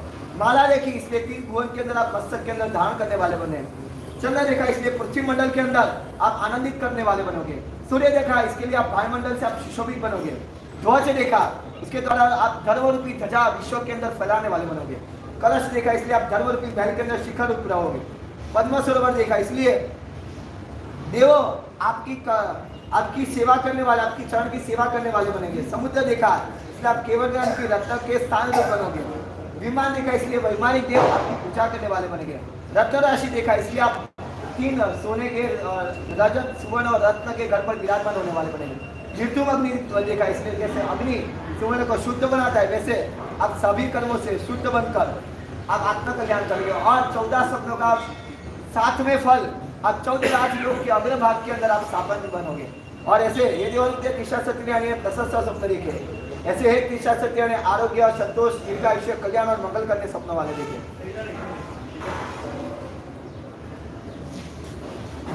और सिद्धार्थ राजा ने सप्तलक्षण पाठक के पास अर्थ को अवधान करता विस्मित हुए, संतोष प्राप्त हुए, चित्त के अंदर आनंदी हुए, प्रीति युक्त मन वाले संतुष्ट हुए और सुवस जिनकी रोमराजी कसवत बन गई, वैसे दोनों हाथ 10 नख जोड़कर ऐसे कहते हैं, हे देवानुप्रिय, हे स्वप्न लक्षण पाठक, आपने जो कहा वही है। हे देवानुप्रिय, आपने जो फल कहा वही मुझे स्वीकार्य, वही यथास्थित है।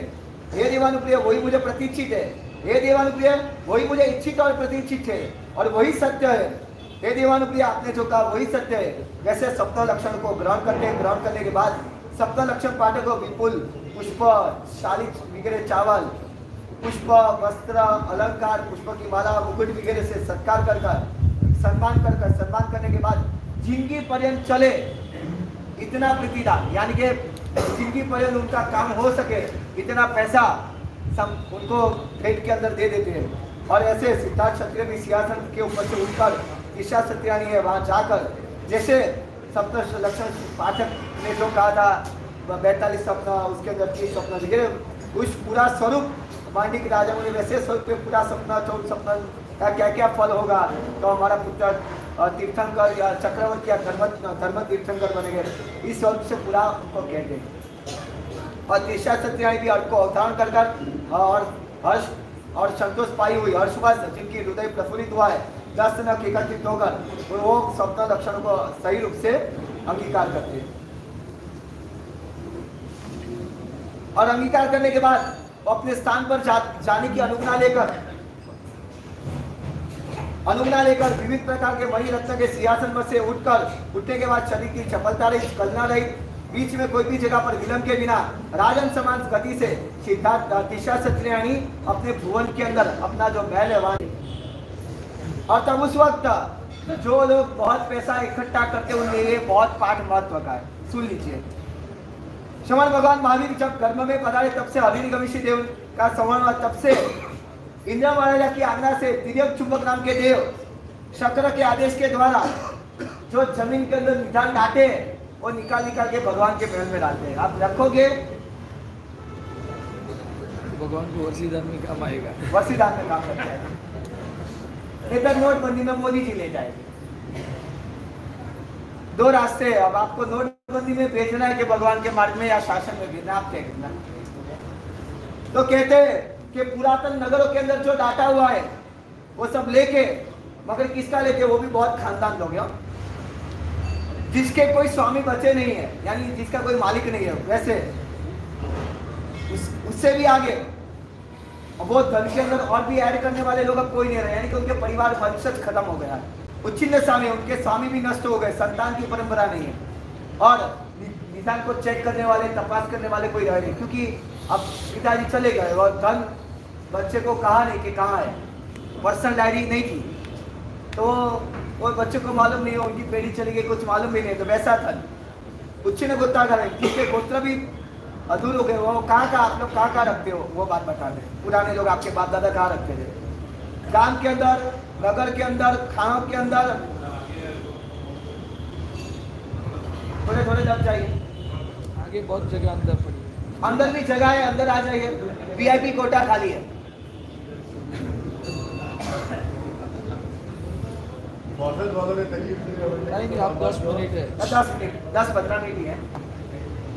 नगर खेड़ के अंदर धूल जहाँ पड़ी हो वहां पे, जहाँ खराब नगर हो वहां पे मैडम चारों, जिस गांव के अंदर दो गांव के अंदर चारों दिशा दो गांव में गांव वो मडम कहलाते हैं। द्रोणमुख, जहाँ जल मार्ग और स्थल मार्ग, जैसे भरूच गांव जल मार्ग स्थल मार्ग, गोवा जल मार्ग स्थल मार्ग दोनों मिलते हैं वैसा, तो द्रोणमुख कहलाते। पट्टन, आश्रम, संवाद, खेडूतों को खेड़ करने की जगह पर सन्निवेश, सातवां का काफला जहाँ रुकता है, संघ जहाँ पंडाल डालता है वैसी जगह पर।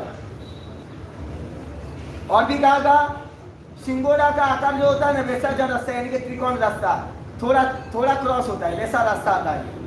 बाद में त्रिकोण, एक्सेक्ट त्रिकोण वाला रास्ता, बाद में 4 रास्ता हो, चच्चर हो, जहाँ बहुत सारे मार्ग मिलते हैं, जैसे बैंगलोर के अंदर कोई ऐसी जगह हो जहाँ 6 मार्ग मिलते हो, वैसा स्वरूप रास्ता, साउथ एंड सर्कल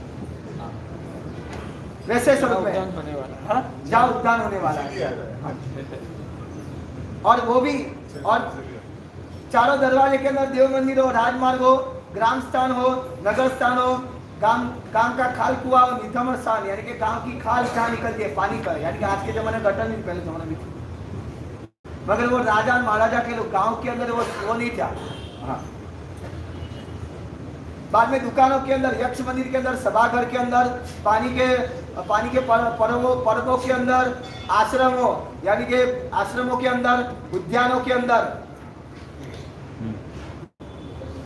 जंगलों के अंदर, वन खंडों के अंदर, स्मशानों के अंदर, शून्य घरों के अंदर, शांति गृहों के अंदर, पर्वतों के अंदर, और पर्वत खोदकर पर्वत अंदर, राजभवन के अंदर, ऐसी ऐसी जगह पे डटे हुए निधान वो लेकर भगवान के भवन में डालते हैं। रख के जाओगे तो याद होगा। और जिस रात्रि से विशेष श्रवण भगवान महावीर नागकुंड के अंदर आए तब से उनके घर के अंदर हिरण से बदलने लगा, सुवर्ण से बदलने लगा, धन से, धान्य से, राज्य से, राष्ट्र से, बल के द्वारा, वाहन के द्वारा, कोष्ठागार यानी कि खजाना भी उनका बढ़ने लगा, अंतपुर यानी कि उनका अंतरपुर यानी कि उनकी स्त्री परंपरा भी बढ़ने लगी, और जनपद उनके देशवासी और उनकी कीर्ति भी बढ़ने लगी। विपुल धन, कनक, रत्न वगैरह, उनके मणि, मोती, शंख, शील, परवाड़ो, माणिक वगैरह रत्नों के द्वारा उनका नागकुंड बढ़ने लगा। और ऐसे प्रकार से, और उसके बाद ये सब तो हुआ, संपत्ति बनी, मगर कोई सम्मान नहीं देता है तो आदमी दुखी रहता है, होता है ना आपकी दुनिया में। तो कहते हैं कि उनका सत्कार और सम्मान भी बढ़ने लगा, और अति अति बढ़ते बढ़ते ये सब अत्यंत बढ़ने लगा। तब मन के अंदर माता पिता ने संकल्प किया कि जब से ये बालक अपने गर्भ में आए, कभी देखा होगा व्यक्ति बहुत डाउन होता है, घर के अंदर एक बच्चा जन्म होते ही वो घर का ऊपर आ जाता है, होता है, फिर आने वाले बच्चे का पुण्य होता है। और जब आप एक व्यक्ति को जैन परिवार में से अटकाते हो, तब याद रख लेना कि आपके घर के अंदर कोई पुण्यशाली को आते हुए अटकाते हो। समझ गए कहाँ बोला मैं? ऐसे प्रकार से हम हिरण्य, सुवर्ण, धन, धान्य यावत सभी प्रकार से सत्कार सम्मान से बढ़ते हैं। इसीलिए जब ये बालक का जन्म होगा तब उसके गुण के अनुरूप ये बालक का नाम, गुण के अनुरूप इसका नाम वर्धमान निश्चित रूप से हम करेंगे। जब श्रवण भगवान महावीर ने मातृभक्त थे, उन्होंने तय किया कि माता को कष्ट न, इसलिए वो निश्चल रहे, घर के अंदर निष्प्रकम्प रहे और नहीं हिलते थे। तब गुप्त रहे। कभी यहाँ पे कहते हैं कि परमात्मा मोह राजा के ऊपर जीतने के लिए कोई साधना के अंदर गुप्त रहने न लग गए हो, ऐसे स्वरूप से अपने अंगों पांगों को गोपित कर रहने लगे। तब माता की कुक्षी में निश्चल अवस्था के बाद तब माता मन के अंदर संकल्प करती है, क्या मेरा गर्भ हरण हो गया है, क्या कोई देव ने हरण कर लिया है, मेरा गर्भ मर गया है, या वो गल के नष्ट हो गया है, या गल गया है, द्रव्य रूप बन गया है। पहले तो कंपायमन होता था, मगर अभी कंपायमन होता नहीं है। और ऐसे और चिंतित हुई, कलुषित मन वाली और गर्भ हरण वगैरह के विकल्पों के द्वारा शोक सागर के अंदर डूबी हुई आत्म ध्यान करने लगती है। तब ईशा सत्या ने विचार किया, जब आत्म ध्यान में चले जाते तब क्या सोचना चाहिए वो इधर सिखा दे। यानी जो साइकोलॉजिस्ट डॉक्टर उनको सीखने के लिए यहाँ पे आना, वो सोचते हैं कि मैं पुण्य ही हूँ, मेरा पुण्य कच्चा है, पुण्यशाली के अंदर मैं अभागी इसलिए मुझे हुआ, कर्म सिद्धांत आपको फायदा दूसरा दे या ना दे, मगर आपके मन को सबसे पहले शांति देता है। या मेरा कर्म कमजोर है, स्वीकार करने की भूमिका कर्म फिलोसॉफी सिखाती है, और जैनिज्म का बहुत अच्छा बेस है। और जो कर्म फिलोसॉफी पढ़ा है वो कभी आत्महत्या नहीं करता है, और डिप्रेशन में नहीं जाता, साइकोलॉजिस्ट डॉक्टर के पास और ये रुचि के लड़के के पास जाने की जरूरत नहीं रहती है। तो वो सोचते हैं क्या कि भाई चिंतामणि रत्न निर्धन के घर में कभी नहीं होता, मैं अभागी होगी इसलिए मेरे घर में नहीं है। मारवाड़ के अंदर कभी कल्पवृक्ष नहीं होता है, तो मेरा पुण्य कच्चा होगा। वैसे प्रकार से धिक्कार हो देखो, क्या वैसे प्रकार से जिन्होंने मुझे फल दिखाकर वो छीन लिया, वैसे प्रकार से मन के अंदर संकल्प करती है, और वैसे संकल्प करते करते करते और विधाता को दोष देती, विधाता मैंने ऐसा क्या किया कि मेरा इतना अच्छा 14 स्वप्न से युक्त बच्चा मेरे घर में था, वो हिलता नहीं है, और मन के अंदर संकल्प विकल्प करने लगती है। अब मैं क्या करूं, मैं किसके पास जाऊं? और याद रखो, जब दुनिया के अंदर त्रस्त हो जाए तब कोई नहीं सहारा देखा, यहाँ पे आ जाए, यहाँ आपके मन को हल्का कर देना, तो आपके 50% टेंशन दूर हो जाएगा। जगत में समृद्धि से ज्यादा महत्व समाधि का है। जो हमारी नई पीढ़ी भूल गई है वो सिर्फ समृद्धि के पीछे दौड़ भाग करती है, मगर ध्यान रखिए समृद्धि से भी ज्यादा महत्व समाधि का है। कितनी भी समृद्धि मिली मगर समाधि नहीं मिली तो वो समृद्धि का मतलब भी क्या है? तो समृद्धि से भी ज्यादा महत्व की चीज है समाधि, एक बात। दूसरे नंबर में समृद्धि दुनिया में मिलती है, समाधि परमात्मा के दरबार में मिलती है। इसलिए बाजार का, दुनिया का, समाज का जितनी आवश्यकता है उससे ज्यादा समाधि देने वाला जो धर्म स्थल है, मंदिर हो या उपाश्रय हो, वो समाधि प्राप्त करने के लिए प्राप्त हुई समाधि को टिकाने का जो कोई स्थान हो वो तो धर्म स्थान है। इसलिए समझदारी के घर में आकर हमें समृद्धि से भी ज्यादा समाधि को महत्व देना चाहिए। और ऐसे प्रकार से आगे आगे क्या सोचते हैं कि मैंने पूर्व भाव के अंदर ऐसा कुछ दुष्कृत किया होगा। ऋषि मुनियों ने भी कहा है कि जिन्होंने प्राणियों के, पशुओं के बच्चे को माता पिता से वियोग करवाया हो और उनके संतानों को कभी मार दिया हो, उसके कारण ये मेरा कोई फल उदय में आ गया हो सकता है। पूर्वजनों के अंदर भैंस वगैरह, पाले वगैरह का उनको धारण करते हुए उसका त्याग करवाया हो, और दूसरे के पास से त्याग कराया, उनका माता से वियोग करवाया हो, और ऐसे प्रकार से मैंने कोई भी प्रकार से अंतराय किया हो, और चूहे वगैरह के दल के अंदर मैंने गरम गरम पानी डाल दिया हो, वो खुद के ऊपर दोषारोपण करते हैं। हम लोग क्या है, दूसरे पर दोषारोपण करते हैं, ऐसा करते हैं ना, उसने ऐसा किया इसलिए ऐसा हुआ, मेरा कर्म था इसलिए ऐसा हुआ, तो आपको समाधि मिलती है। और दुनिया के अंदर याद रख लीजिए, दुनिया बुरी स्वार्थी है, खुद का स्वार्थ, और जब आपके पास ये तब आपके पीछे भंवरे की तरह घूमते, बाद में कौन आप कौन और मैं कौन। वो भी ऐसा ही करते हैं ये लोग भी ऐसा ही करते हैं। और जब कोई सहारा नहीं होता है तब देव और गुरु, ये निस्वार्थ व्यक्ति है। दुनिया के अंदर पूरी स्वार्थ है, बराबर सही ना? आप तो दुनिया को जानते हो ना हमारे से ज्यादा। निस्वार्थ व्यक्ति दुनिया में कौन? गुरु है, और कोई नहीं है निस्वार्थ है, और वहीं से आप लोग दूर भागते हो। आपकी बुद्धिमत्ता कहाँ है आपकी? तो यानी ऐसे प्रकार से मन के अंदर संकल्प करते हैं, और मैंने पूर्व जन्मों के अंदर बाल हत्या की होगी, और मैंने पुत्र बच्चों के लिए दुष्ट विचार किया होगा, कामन टुमन के किया होगा, गर्भ संबंध नाश वगैरह पढ़वाया होगा, वैसे प्रकार से मैंने दुष्कृत किया होगा, शील खंडन वगैरह किया होगा, नीच कर्म किया होगा, और ऐसे कारण मैंने जो पाप किए होंगे वो मेरे पाप कर्म का उदय है। और ऐसे करते करते, और हमारे वहाँ कहना है कि जब बहुत भर जाते हैं ना तब क्या होता है, वहाँ आंख में से आंसू निकल जाते हैं। वो अच्छे जब बाहर निकल आंख में से आंसू निकल जाए आदमी हल्का होता है, रो लेता है ना तब आदमी हल्का होता है। आप रो ही नहीं पाते हो, हंस भी नहीं पाते हो, रो भी नहीं पाते हो, हंस भी नहीं पाते हो। आप लोगों की ये हाल है। यानी ऐसे प्रकार से वो आंख से आंसू निकालने लगती है। मैं मंद भाग्यशाली हूं, मैं क्या करूं? सखियों को कहते कि ऐसा हो गया, तब कह तेरा अमंगल दूर हो। और ऐसा करते करते अचानक मूर्छा आ गई कि अपने लिए एक स्त्री के लिए सबसे जीवन की सबसे बड़ी घटना क्या होती है मालूम है? माता बनना। इंफोसिस में जॉब मिलना वो बड़ी चीज नहीं होती है। अगर एक स्त्री के लिए मातृत्व प्राप्त करना ना, वो स्त्री के लिए सबसे गौरवशाली घटना है। और जब वो खंडित होता है तब स्त्री के लिए सर्वस्व हरण हो गया वैसी घटना बनती है। इसलिए वो मूर्छित बन जाती है। तब आजू बाजू की सखी शीतल पवन वगैरह चंदन का रस का सिंचन करके जागृत करती है। और तब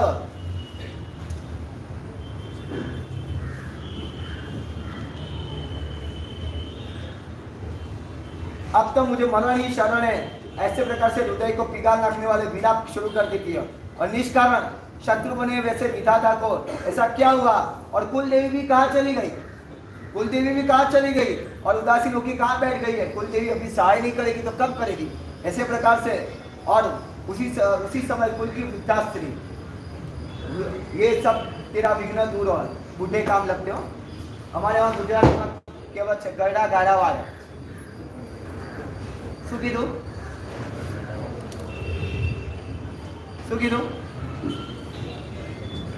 गरडा गाड़ा वाले पुराने लोग हैं ना, वो कहीं पे से रास्ता निकाल देते हैं, कहीं से भी। एक बस स्टैंड के ऊपर है ना, 3 युवान लड़के का, 16 साल के, एक दोषा था 70 साल का, कि आज टिकट करते हैं काका कुछ नया करके दिखाओ, तो के देख के तेरे दोनों पैर है ऊपर लड़ा के दिखा दे तो मैं मान जाऊंगा। बहुत मेहनत की मगर कुछ नहीं हुआ। तो दोसा ने चप्पल लगा के ऊपर देख देगा, वो टच हो गया। ये अनुभवी होता है। अनुभवी जो रास्ता निकाल सकता है वो पढ़े लिखे भी नहीं निकाल सकते। जो पढ़े लिखे निकाल सकते तो राहुल गांधी कहाँ होता? कैम्ब्रिज हार्वर्ड में पढ़ा है और नरेंद्र मोदी 7 चौपड़ी और गांव की स्कूल में पेड़ के नीचे पढ़ा है, फिर भी भाइयों बहनों बोल के आपके दिल में बस जाता है। ये अनुभव की ताकत, यानी बुजुर्ग लोग और अनुभवी लोग रास्ता निकाल सकते हैं। ऐसे प्रकार से ज्योतिषी को बुलाते, उस समय नाटक वगैरह बंद करवाते, ऊंचे साथ से लोगों को निवारण कर देते। वैसे सिद्धार्थ महाराज अभी शोकग्रस्त बने, सभी मंत्री अभी शोकग्रस्त बने। उसी समय मृदंग, वीणा वगैरह, तालोटा, नृत्य वगैरह सब कार्य, नाट्यारंभ वगैरह वहां बंद हो जाता है। और समर भगवान महावीर घट के अंदर अवधि ज्ञान का उपयोग करते हैं और विचार करते हैं, क्या करूं? मैंने किया था किसके लिए? माता को अच्छाई के लिए। और हुआ क्या? दुष्ट धातु का गुण है, दोष हो जाता है। वैसे मोह की गति ऐसी है और दुनिया के अंदर होना, हम अच्छे के लिए करें, कभी बुरा हो जाए तो टेंशन नहीं लेना होता है। भगवान के जीवन में होता है तो अपने जीवन में भी हो सकता है, तो टेंशन कभी लेना नहीं। और ऐसे प्रकार से तब भगवान ने अपना शरीर का एक भाग हिलाया और तब माता वापिस हर्षित हो गई, संतोष प्राप्त हुई, प्रफुल्लित हृदय वाली बनी। तब कहते नो अड़े वैसे गप्पे, मेरा गर्भ हरण नहीं हुआ है, मेरा गर्भ द्रव भी नहीं गया है, मेरा जो गर्भ था पहले हिलता नहीं था, अब कंपन करने लगा है। ऐसे प्रकार से तीसरा सत्यानी कैसे हर्षित हो गई। और ऐसे प्रकार से मेरा गर्भ कल्याण है, धिक्कार था, मैंने अपने मोहनता से कुविकल्प का चिंतन किया। कभी कभार सच होता नहीं मगर हम चिंतन की जाला में इतना सोच लेते, ऐसा हो जाएगा वैसा हो जाएगा। बहुत सारे लोग ऐसे टेंशन में जीते हो, क्या हो जाएगा, अरे हो जाएगा तब देखा जाएगा, अभी टेंशन लेने से क्या मतलब। ऐसे प्रकार से मेरा सद्भाग्य विद्यमान है, मैं 3 गुण में भी मान्य में मैं भाग्यशाली हूँ, मेरा जीवित भी धन्य है, प्रशंसा के पात्र है। और मैंने दिनेश्वर परमात्मा को प्रसन्न किए हो गए। गोत्र देवी की कृपा आज भी जीवन दे और जिन धर्म फलीभूत हुआ कि आज मेरा बच्चा खेम खेम है। ऐसे प्रकार से जय जय नाथ के द्वारा कुल की विद्यार्थी उनको आशीर्वाद देती है, धवन मंगल गीत गाती है, स्थानों स्थान पे मोतियों का चौक पूरा दे, चौक पूरा माटी रंगाओ, यानी चौक पूरा दे। ऐसे प्रकार से अत्यंत राजभवन का वातावरण वाजिंत्र नाथ के द्वारा आनंदित बन जाता है। और तब उस समय गर्भ की बधावनी के द्वारा करोड़ों का धन का उस समय सिद्धार्थ महाराज ग्रहण करते और ऐसे प्रकार से बहुत सारा दान देते। उस समय भगवान ने गर्भ में अभिग्रह धारण किया। जब तक माता को गर्भ में इतना स्नेह है तो आगे क्या होगा? जब तक मेरे माता पिता विद्यमान है तब तक दीक्षा नहीं होगा। आप जब देखने के लिए जाते हो तब आप नया पात्र जो आपके घर में आने वाला होता है, लड़का ऐसा कहता है first mother father second you, ऐसा कहते हैं। हाँ, ये पहले से कह दिया होता है तो घर का प्रॉब्लम बहुत सॉल्व हो जाता है। हाँ, और इसलिए कहता हूँ एक दिल को पाने के लिए कभी 2 दिल को तोड़ना मत। नहीं समझ में ऊपर से गया, समझ में आया? हाँ, फिर से बोलो। एक दिल को पाने के लिए कभी 2 दिल को तोड़ना मत। जिसने 20, 22, 25 साल तक 2 दिलों ने आपके पीछे दिल लगाया है वो 2 दूल्हे को कभी तोड़ना मत। ऐसे करके भगवान ने अभिग्रह धारण किया कि जब तक माता पिता विद्यमान है तब तक मैं दीक्षा ग्रहण नहीं करूंगा। भगवान जैसे भगवान भी अपने जीवन में ऐसा नियमन ग्रहण करते हैं, क्या अद्भुत। ऐसे प्रकार से दीक्षा सत्यानी स्नान करने के बाद इष्ट देव की पूजा करते, सर्व विघ्नों का विनाश करते, कौतुक ध्वज मंगल वगैरह करते, सर्व अलंकारों से विभूषित होती है और बताए हुए अच्छे प्रकार के आहारों के द्वारा पोषण करती है। जो मैगी खाओगे तो आपका बच्चा मैगी जैसा होगा। हमारे गुजराती में कहेवत હતી, देवांग भाई छेल छबीली चालन कन्या, चालन कन्या आती जब पढ़ रहे होगे तब चालन कन्या थी। चालन कन्या घटना ऐसी कि गिर के जंगल के अंदर 12 साल की बालिका अपने पशु को चराने के लिए गई और कवि ने मेघानी जी खुद वहां उपस्थित थे। उन्होंने पहाड़ पर से एक घटना देखी और सिंह एक बकरे को लेकर भाग रहा था और उसी समय 12 साल की बालिका ने आवाज उठाए, डांग उठाए तो उसके पीछे भाग गए, सिंह के पीछे। ये हमारी धरती की औलाद थी और आज की औलाद तो ऐसी कि यहाँ से बॉम्बे जाने में कैसे होगा ये हाल है, क्योंकि मैगी खा के पैदा हुए तो क्या होगा। स्विगी और जोमेटो से पैदा होने वाले ऐसे होते हैं और सूट पिपरामुल खाने और कहते हैं हमारे किसके माँ ने सवा से सूट खाई है। आइए पीछे रहस्य थे, हाँ सुना है ना, चंद्र कुमार जी किसकी माँ ने सवा से सूट खाई है, आ जाए मेरे सामने। ये संस्कृति छुपी हुई थी। अब ये समय कम है, बाकी आप जैसा खाते हो वैसा बच्चा पैदा होता है। आने वाली माता बनने वाली जो माता है वो मैं तो कहता हूँ शादी पर एक क्लास लेने चाहिए कि आपको क्या खाना क्या पीना, आने वाला संतान कैसा होता है।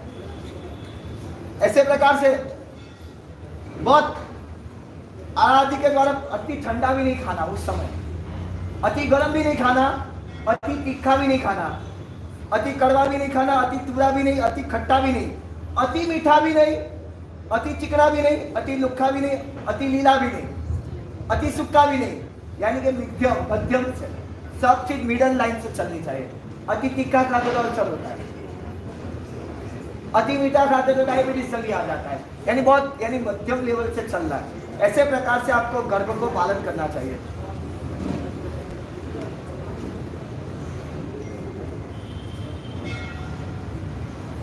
ऐसे प्रकार से गर्भ को उचित समय के अनुसार पालन, ये विषय हमारे से भी ज्यादा साधी भगवान का ज्यादा है।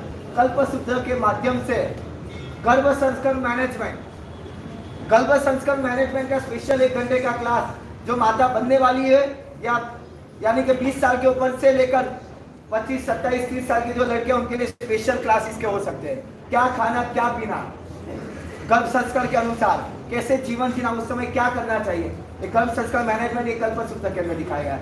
ऐसे प्रकार से गर्भ को हित करने वाला, न्यूनाधिक रहित आरोग्य करने वाला गर्भ को पोषण कर ऐसे प्रकार के उचित काल के अंदर उचित समय पे भोजन करना, वैसे दोष रहित सुकुमार शयन आसन पर बैठना, परिवार के सिवा दूसरे व्यक्ति के साथ ज्यादा मिलना नहीं, निर्जन एकांत वाली सुख करने वाली मन को अनुकूल, वैसे प्रकार से बहुत ज्यादा हिलना नहीं, बहुत ज्यादा बैठना है, वैसे प्रकार सुखपूर्वक रहते हुए ईशा सत्य यानी गर्भ के प्रभाव से उनको मन में दुहद होता है।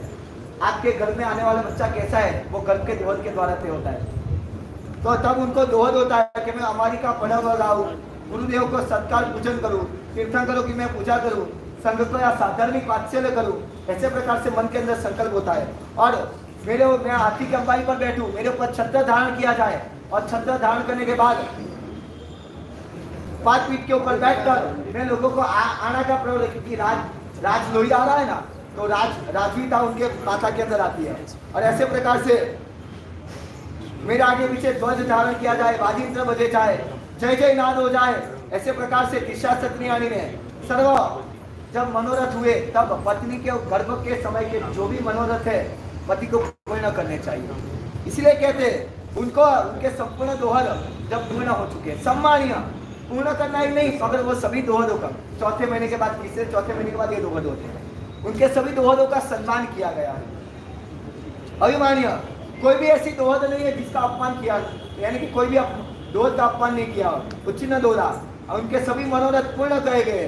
कौन ये दोहदा? कोई भी प्रकार का मनोरथ उनके जीवन में नहीं रहा। स्वयं सुवनम गर्भ को बिल्कुल बाहर सुखपूर्वक वहन करते और जब आशय तकिया खंबे वगैरह का कोटिंग लेकर आश्रय लेके वो खड़ी है रहती है या सो जाती है बैठती है। वैसे प्रकार से निद्रा रहित शैया के अंदर आलोटती है। ऐसे सुवर्ण सुवर्ण तम गप्पा पड़ी हुई सुखपूर्वक दिशा सती नहीं ऐसे प्रकार से गर्भ को बंद करती है। अब परमात्मा का जन्म कैसे होता है, कभी थोड़े क्षणों के बाद परमात्मा का जन्म के वक्त कैसा वातावरण था और आपको कैसा बनाना है। एक 2-4 मिनट लेने के बाद प्रवचन यहाँ पूर्ण हो चुका है। अभी से आप तैयार हो जाए। खास करके ट्रस्टी महोदय की एक सूचना, चढ़ावे जिसके नसीब में होगा ले लेगा। 1 2 3 पंडित जी, चढ़ावे के अंदर ज्यादा समय खींचना, बहुत खींचना नहीं। इसको बोलना है एक चढ़ावा ऐसे दोगे ना लोग मालूम पड़ जाएंगे। लेना है तो गाड़ी में बैठ जाओ, नहीं तो गाड़ी में बुलेट ऊपर जाएगा, उसमें चढ़ावा और अच्छा जाएगा। और चढ़ावा अच्छा जाएगा, बोले 2 कम जाएगा, आगे के चढ़ावे अच्छे जाएंगे मालूम पड़ेगा। नेतर के ट्रस्टी हमारे लिए वेट करने के लिए बैठे ही है ना। हमारे मनवार की थोड़ी आदत है, मनवार करना नहीं, मनवार करोगे ना तो चढ़ावा कम जाएगा। मनवार नहीं करोगे ना तो एक टेम्पा आ जाएगा। मनवार में तो भूखा रहते हैं। हाँ, नहीं, सच में ये अनुभव से कह रहे हैं कि शुरू में 2-4 चढ़ावे में आपको लगेगा कि कम जा रहा है, बाद में टेम्पा आ जाएगा तो और अच्छा जाएगा। और आपको चढ़ावे की टेंशन जरूरत है ही नहीं। मंदिर भी बन गया है, बाकी जो करना है भगवान ने जयनगर को लीला लहर दी है, ठीक है, परमात्मा की कृपा से वो भी अच्छा होगा, चिंता मत करो। मगर 1 2 3 1 2 3 चढ़ावा चढ़ावे, जिसको बोलना है बोले, नहीं बोलना है जो सुने, यानी टाइम के अनुसार चलना है विद प्लानिंग। क्योंकि चढ़ावे से भी 1 मिनट अंदर अंदर बात नहीं, 5 मिनट भागशाली 5 मिनट्स प्लीज। चढ़ावे से भी ज्यादा महत्व भगवान के जन्म के। आप बजाते हो 4:30 बजे, वो लोग याचना करने में जीव रहता है कि जन्म वांछन, तो विद टाइम के साथ चलना है। इसलिए मैंने मेरा प्रवचन संक्षेपीकरण किया है, ताकि ये प्रवचन और 1.5 घंटा चला सकता हूँ, मुझे मालूम है। तो बोलने वाले को भी कह देता हूँ, बोलना है आपको एक चढ़ावा लेना, आपका बजट फिक्स है, 1 2 3 1 2 3 1 2 फटाफट बोल देना। तो चढ़ावा का इस स्वरूप से बोलना। और इस बार याद रख लीजिए, हर साल का जन्म वांछन नहीं है, ये न्यू, उस समय तो ऊपर के हॉल में होता था, इस बार का नया स्टेज, नया लुक, नए सिस्टम में। इस बार के जन्म वांछन के अंदर परमात्मा का जन्म होने के बाद घर भाग जाना नहीं है। क्या बोला, क्या करना है, क्या करना है? जन्म होने के बाद श्रीफल वजह के घर भागना नहीं है। क्या करना है? नाचना है। बाहर तो बहुत लड़के की शादी का, आज मेरे यार की शादी में बहुत नाचे। हाँ? आज प्रभु के प्रसंग के ऊपर नाचना है, आए या ना आए, सब बात परमात्मा की भक्ति के अंदर झूमना है। तो मैं चाहता हूँ कि 2:30 बजे का मुहूर्त हर वक्त कितने बजे होता है? हर वक्त जन्म 2 3 4 चढ़ावा होते हैं, यानी कोई टाइम लिमिट नहीं। करीबन 1:30 2 बजे, 1 बजे जाना है। हाँ, 1:30 बजे पाशे के चढ़ाव वगैरह भी होंगे ना आपके? जो भी वो लोग 1 बजे कहते हैं, हम 2 बजे क्यों बोलते हैं? हाँ, जो भी समय होगा 1 1:30 2 बजे, जो भी समय आएगा आपका चढ़ाव पूर्ण होने के बाद, भगवान का इस बार चढ़ावा का महत्व नहीं देना है। भगवान का जन्म की उजवनी का एक भव्य माहौल यहाँ पे क्रिया। पहले तो क्या आपको देखने को भी कहाँ मिलता था, वो छोटे उपासन होता था, 400 लोग बैठ, 400 भी नहीं 500 लोग बाहर बैठ सकते थे, बराबर ना? 3000 स्क्वायर फीट है, आते मगर बाहर नीचे घूमते, मोबाइल में बात करते, फ्रेंडों के साथ जगह नहीं होती तो कहाँ बैठते?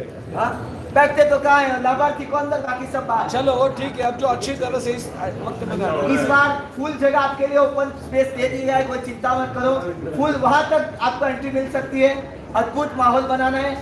जन्म होते ही, यहाँ आते ही संगीतकार को उस समय रेडी हो जाना है, म्यूजिशियन जो भी हो वो भी, और उसके बाद आधा घंटा डांडिया 100 डांडिया आ गए और अद्भुत माहौल के द्वारा, अद्भुत माहौल, नाच गान, परमात्मा के अंदर झूमना है, भक्ति रस के अंदर तरबोल होना है, यानी यहाँ से भागना नहीं है। सब रेडी हो जाए, मंडल वाले सब कार्य करते, सब करना है, उस समय छोड़ देना। अभी काम कर लो, उस समय हम कोई काम नहीं करेंगे, बोल देना। उस समय हमारे एक ही काम, हम नाचने कूदने में, आज तक काम ही किया करवाए चंद्र कुमार जी ने, इस बार हम नाचने कूदने में जुट जाएंगे। उस समय सभी मंडल वाले हो या न हो, सभी को तैयार होके झूमना है, तो झूमने के लिए अभी से रेडी हो जाए। पचखान भाग्यशालियों, 4 उपवास, 2 उपवास, 1 उपवास और पणहार, हाथ जोड़िए। सुरगये दशवत्तम षडवत्तम भवतम खाई चौयम यार हार बोर्सी सार बोर्से दुर्गापुर पुरुष मचगल सगण बच्छन कालेन निसाम सगण बाणस्सा लेवेडवालेन क्षणो बोलेन वाससिटेन स्टेनो वसरे आंबे लेकाष्टो ब्याष्टो बोर्सी सार बोर्से उगेश्वरे बोरिसी सार बोर्सी दुर्गापुर पुरुष मचगाई उगेश्वरे चौडियार मुसमान केवरे सगण बच्छन कालेन निसामणम सगण बिगयो आयंबे लमचखाया तो सगण देवालेन यत संसदेन सगण वाडू जमखिन सगण मेकान मुचगाई ब्यास मुचगाई दुर्गापुर सगण सगरी करण आउंटर से गुरु ठाणे न बैठे सगण पाणस्सा लेवेडवा क्षणवा बोलेडवा सिद्धेडवा वो शिरई ऋषि मंडल नोर यंत्राणो सिद्धाणो हरियाणो उच्चारणो बोले समजावणं ऐसो वंचन मुकार समवापणा मंगलाणं सुबैसिं पडाय मंगलम आद्य दक्ष समक्षम अक्षरम व्याप्य सुता अग्निजल समजातं रेखा सुनिदान अग्निजल समग्रतम नमः औषधनं दैति परपते तत्तम मिनिराम अरमित अक्षरम राजकम रमेश सिद्ध जगरे साधि विजय सरदा पडि जन्मे ओम नमः सिद्धे नमः ओम नमः सरस्वती विपादे नमः ओम नमः सरस्वती ज्ञानपे नमः ओम नमः तुच्छ चारित्र्यस्तोम नमः श्री सुश्रीते दरिदा दशकम शुभम स्वाने सुश्री विन्नस्त कृत विशेष सुनिदाम आद्य पदम शिगाम रक्षित परनुस्तुनासकम दुरिते रक्षित तुर्यानुस नासगाम पांचमं दुमुखम सष्टम रसननिगम शत्रु रक्षिता पेदन पादन दुष्टश्राम ओम राम रीम रूम रूम राइम राइम राम राव सर्व संज्ञान चरित्रपरिम नमः पुरम ब्रह्म संत सरवत दिवंसान सप्ताह सुरगन सुलभिन्न सुरग कृतक पिचना अक्षरादे पंचदिग्ना दर्शन चारित्रप्यो नव तीरिन संत सर्वकृतान जम्बुरुषधर दीपक शारदे स्वावतार दश कष्ट काश्रेश्वर अलंकृतान तन्मध्ये संगीत मेरे कृत लक्ष्य अलंकृत उच्चरित तारा मंडल पंडिता तस्य परिसकारं मिचर सर्गम तमाम भारतं लाष्टं निरंजनम अक्षय निर्मलं तन्तं बहुलं जडितं निरंकारं सारं तरंगणं अनुत्तम शुभम सीतम सात्विकं सदम राम सत्य संबुद्धं दैत्य संसरणि समम साकारं निराकारं सरसं निरसं परंपरा परंपरादितं परंपरा बराबरं एक वर्णं त्रिवर्णं च त्रिवर्णं त्रिवर्णकं पंचवर्णं महावर्णं सबरं बराबरं सकला निष्कलं दुष्टां निवृत्तं नादिवर्षं निरंजनं नागं निलेपमितं सुंदरं ईश्वरं ब्रह्म संबुद्धं शुद्ध गुरु ज्योतिरिं महादेव लोकालोक प्रकाशकं ओम रीप अर्हम नवरद कस्तुवर्णन सर्व मुंडमिता तुरे सरसुक्त बहुधा नाद मालिता अस्मिन् सुरुषवाद्य जिनेश्वरा वर्णे निश्चित तातव्य संत संज्ञा नाद सुंदर समाकार बिंदु लीला सब प्रकरण रण समासंत स्वर्ण बसरदुगा सिरसदी नेकार विनी नवर्द शुद्ध वर्णानुसार सदी अंतर्तिगुण मंडल स्वा चंद्र वैश्वनदम दादा श्री सिंहासनौ बिंदु मतगत मे सुरत जिनस्तो बदरवाशुचो कलापद मदिशितौ सीरा स्थिति चलिनौ बाष्वाली चिरतमौ रुसदं चाइतं वन्दे संभं जाविनन्दनं शुन्धि तदा सुभाषं वन्दे श्री शीतलं दिनं श्रीयान् विमलं वन्दे चानन्तरनाथकं सन्तिं गुन्दुमरानन्दं नमिमीरं नमाम्यहम् एतान् षोडशदिनान् गाङ्गेय त्रिसन्ध्यान्तिकालं नविदक्षरमधिष्ठान् गत रागत विषमोह शरभा परिवरिष्ठा सरदा सरकाले सुते भवन्तु चिन्नतवा देवदेव से चक्रम दस्त जिगर साई बात है अच्छा दिते सर्व मम्मा सुत बनेगा देवदेव से चक्रम दस्त जिगर साई बात है अच्छा दिते सर्व मम्मा सुत दानवा देवदेव से चक्रम दस्त जिगर साई बात है अच्छा दिते सर्व मम्मा सुत केचरा देवदेव से चक्रम दस्त जिगर साई बात है अच्छा दिते सर्व मम्मा सुत रक्षा देवदेव से चक्रम दस्त जिगर साई बात है अच्छा दिते सर्व मम्मा सुत सुकरा देवदेव से चक्रम दस्त जिगर साई बात है अच्छा दिते सर्व मम्मा सुत स्ना देवदेव से चक्रम दस्त जिगर साई बात है अच्छा दिते सर्व मम्मा सुत बनया देवदेव से चक्रम दस्त जिगर साई बात है अच्छा दिते सर्व मम्मा सुत गिला देवदेव से चक्रम दस्त जिगर साई बात है अच्छा दिते सर्व मम्मा सुत गुगरा देवदेव से चक्रम दस्त जिगर साई बात है अच्छा दिते सर्व मम्मा सुत निस्गार देवदेव से चक्रम दस्त जिगर साई बात है अच्छा दिते सर्व मम्मा सुत सुकरा देवदेव से चक्रम दस्त जिगर साई बात है अच्छा दिते सर्व मम्मा सुत सुत्रवा देवदेव से चक्रम दस्त जिगर साई बात है अच्छा दिते सर्व मम्मा सुत भूविवा देवदेव से चक्रम दस्त जिगर साई बात है अच्छा दिते सर्व मम्मा सुत दुर्जना देवदेव से चक्रम दस्त जिगर साई बात है अच्छा दिते सर्व मम्मा सुत दक्षिणा देवदेव से चक्रम दस्त जिगर साई बात है अच्छा दिते सर्व मम्मा सुत वेंद्रा देवदेव से चक्रम दस्त जिगर साई बात है अच्छा दिते सर्व मम्मा सुत दक्षिणा देवदेव से चक्रम दस्त जिगर साई बात है अच्छा दिते सर्व मम्मा सुत वेदय देवदेव से चक्रम दस्त जिगर साई बात है अच्छा दिते सर्व मम्मा सुत सीगा देवदेव से चक्रम दस्त जिगर साई बात है अच्छा दिते सर्व मम्मा सुत देवता देवदेव से चक्रम दस्त जिगर साई बात है अच्छा दिते सर्व मम्मा सुत गणेशा देवदेव से चक्रम दस्त जिगर साई बात है अच्छा दिते सर्व मम्मा सुत वृश्चिका देवदेव से चक्रम दस्त जिगर साई बात है अच्छा दिते सर्व मम्मा सुत रेबला देवदेव से चक्रम दस्त जिगर साई बात है अच्छा दिते सर्व मम्मा सुत टाकिनी देवदेव से चक्रम दस्त जिगर साई बात है अच्छा दिते सर्व मम्मा सुत टाकिनी देवदेव से चक्रम दस्त जिगर साई बात है अच्छा दिते सर्व मम्मा सुत टाकिनी देवदेव से चक्रम दस्त जिगर साई बात है अच्छा दिते सर्व मम्मा सुत टाकिनी देवदेव से चक्रम दस्त जिगर साई बात है अच्छा दिते सर्व मम्मा सुत टाकिनी देवदेव से चक्रम दस्त जिगर साई बात है अच्छा दिते सर्व मम्मा सुत टाकिनी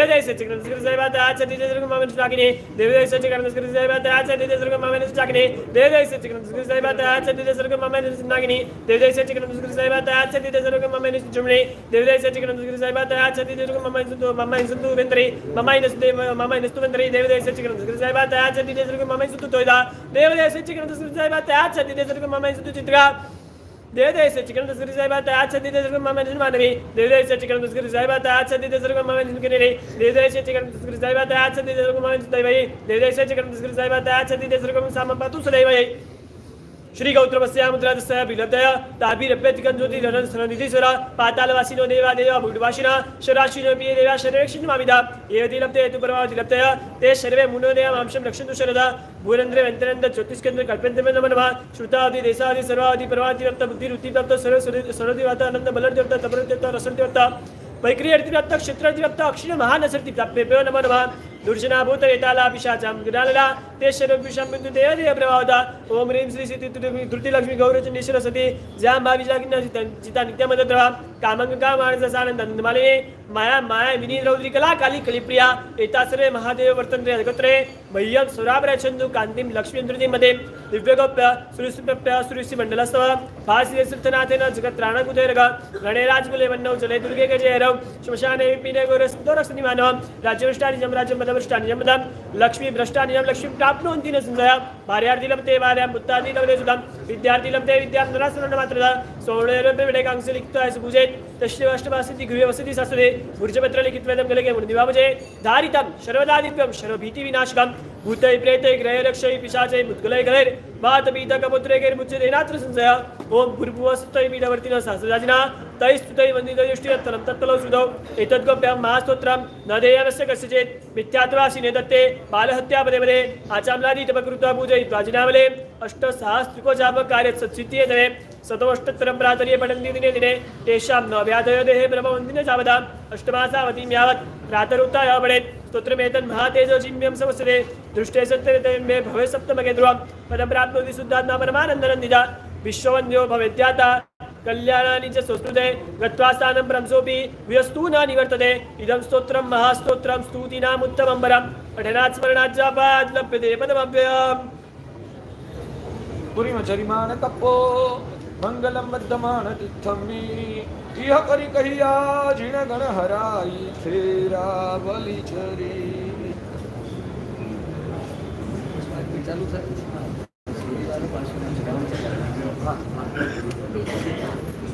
पचखान साहिब जी पर आप एक दिया ना आप दे दिया ना सभी को पूरे संघ को दिया गुरु पूजन में लाइन लगेगी बाद में पचखान का 7वें दिन है सबका एक साथ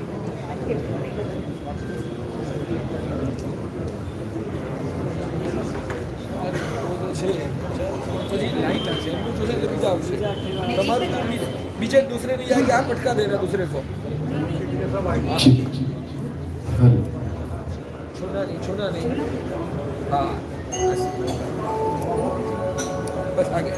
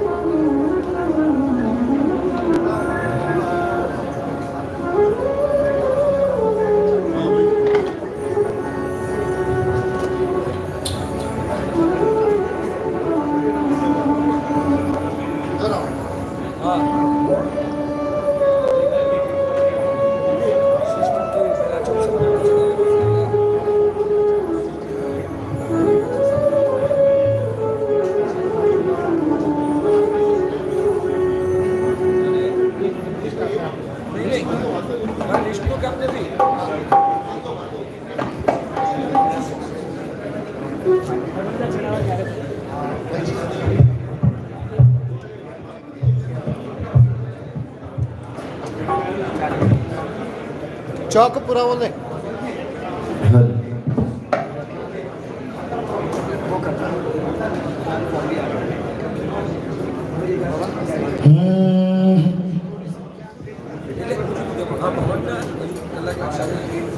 गुरु बद्रीनाथ भगवान की जय, गुरु पार्श्वनाथ भगवान की जय, गुरु 24 स्वतंत्र भगवान की जय। आइए आज की शुरुआत हम नौकार महामंत्र से करते हैं। शुभ शुरुआत।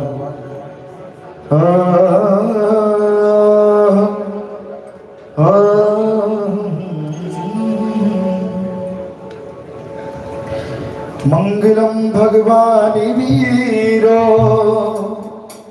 मंगलम गौतम प्रभु मंगलम स्थूल भद्राज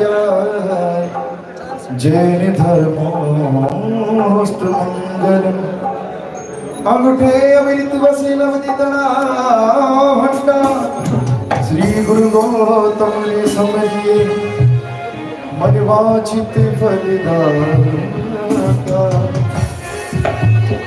नवकार मंत्र है प्यारा इसने लाखों को तारा नवकार मंत्र है प्यारा इसने लाखों को तारा इस महामंत्र का जाप करो भव जल से मिले नमो हरिहंतारम नमो सीतारम नमो हरियाणम नमो उदयाणम नमो लोये सब साहुरम नमो लोये सब साहुरम येसु पंचि नमो कारो मंगलारम सर्वैसी बड़वमहावै मंगलम बड़वमहावै मंगलम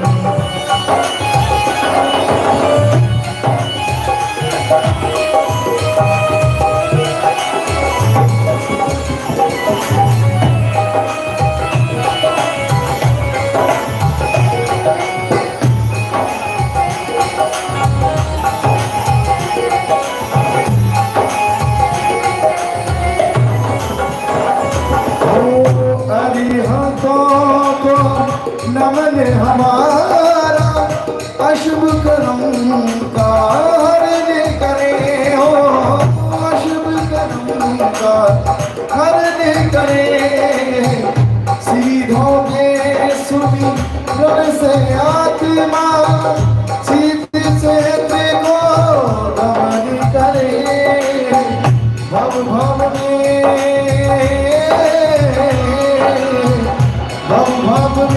नहीं आना दोबारा नमो नमो नमो नमो नमो नमो नमो नमो नमो नमो नमो नमो नमकार मंत्र प्यारा इसने लाखों को तारा इस महामंत्र का जाप करो भव जल से मिले किनारा नमो हरिहंतारम नमो सीतारम नमो हरियाणम नमो उदयाणम नमो लोये सब साहुरम नमो लोये सब साहुरम ऐसो पंचि नमो कारो सर्वभावनाशनो मंगलारम सर्वैसी बड़वमहावै मंगलम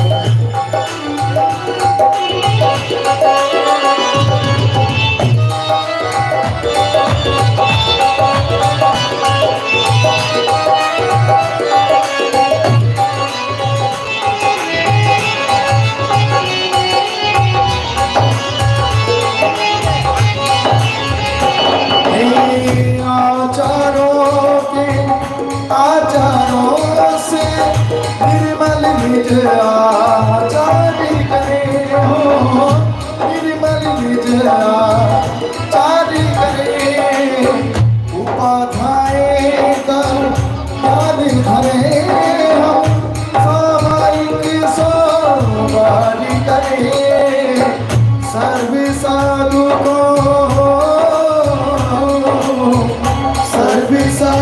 को नमन हमारा मंत्र ने बेकार हमें प्राणों से प्यारा मंत्र ने बेकार हमें प्राणों से प्यारा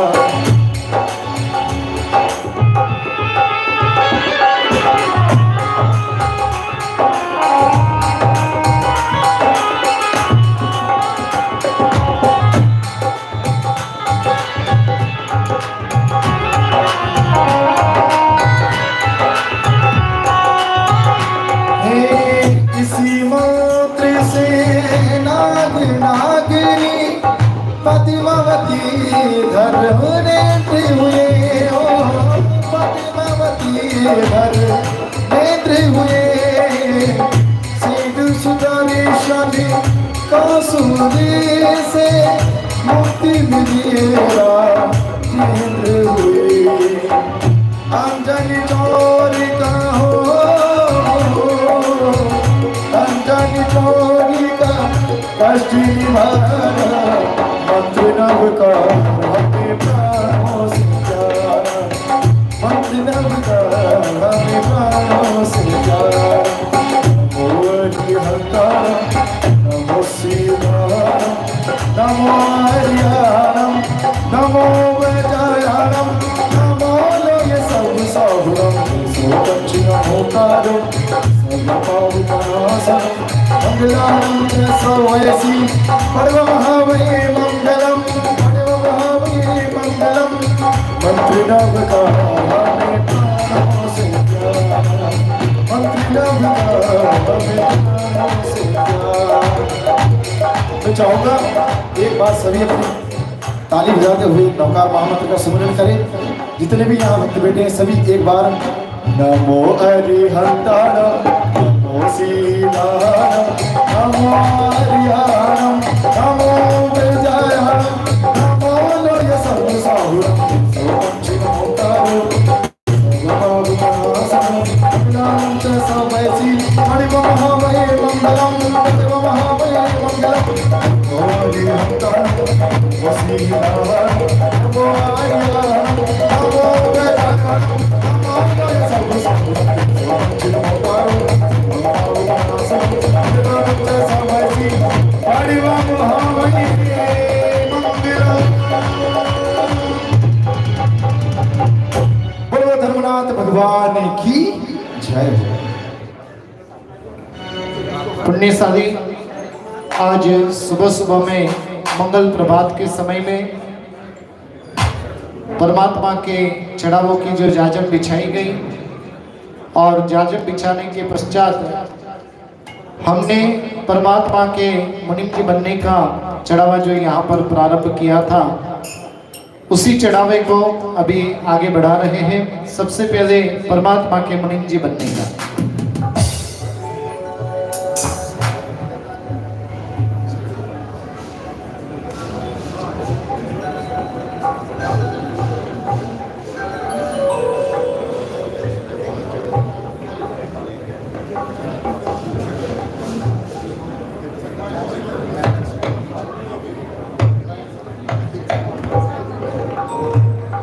श्री धर्मनाथ भगवान की जय। पुण्यशाली सभी 3 नौकार गिनिएगा। चढ़ावे को अभी हम आगे बढ़ाने जा रहे हैं। उसके पूर्व में 3 नौकार एकदम शुभ भावों के साथ में सभी गिनिएगा।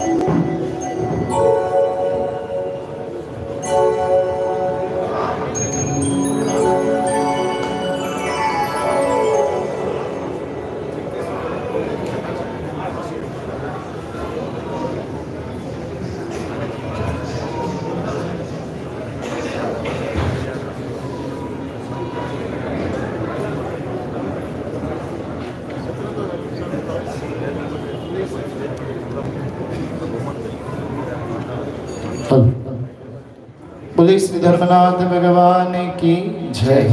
परमात्मा के मुनिम जी बनने का अनेक पीढ़ियों के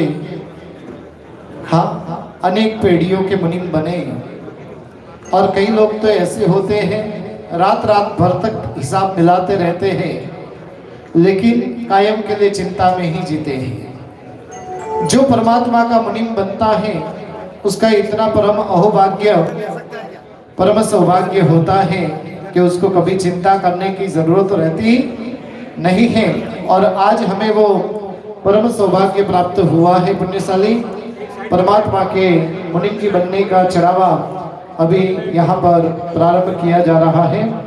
परमात्मा के मुनिम जी बनने का चलिए पुण्यशाली चढ़ावा 15,001 रुपया। ये बंद कर दो ना। 1,01,111। कितना सुंदर अवसर है परमात्मा के दरबार में मुनि बनने का चढ़ावा चल रहा है।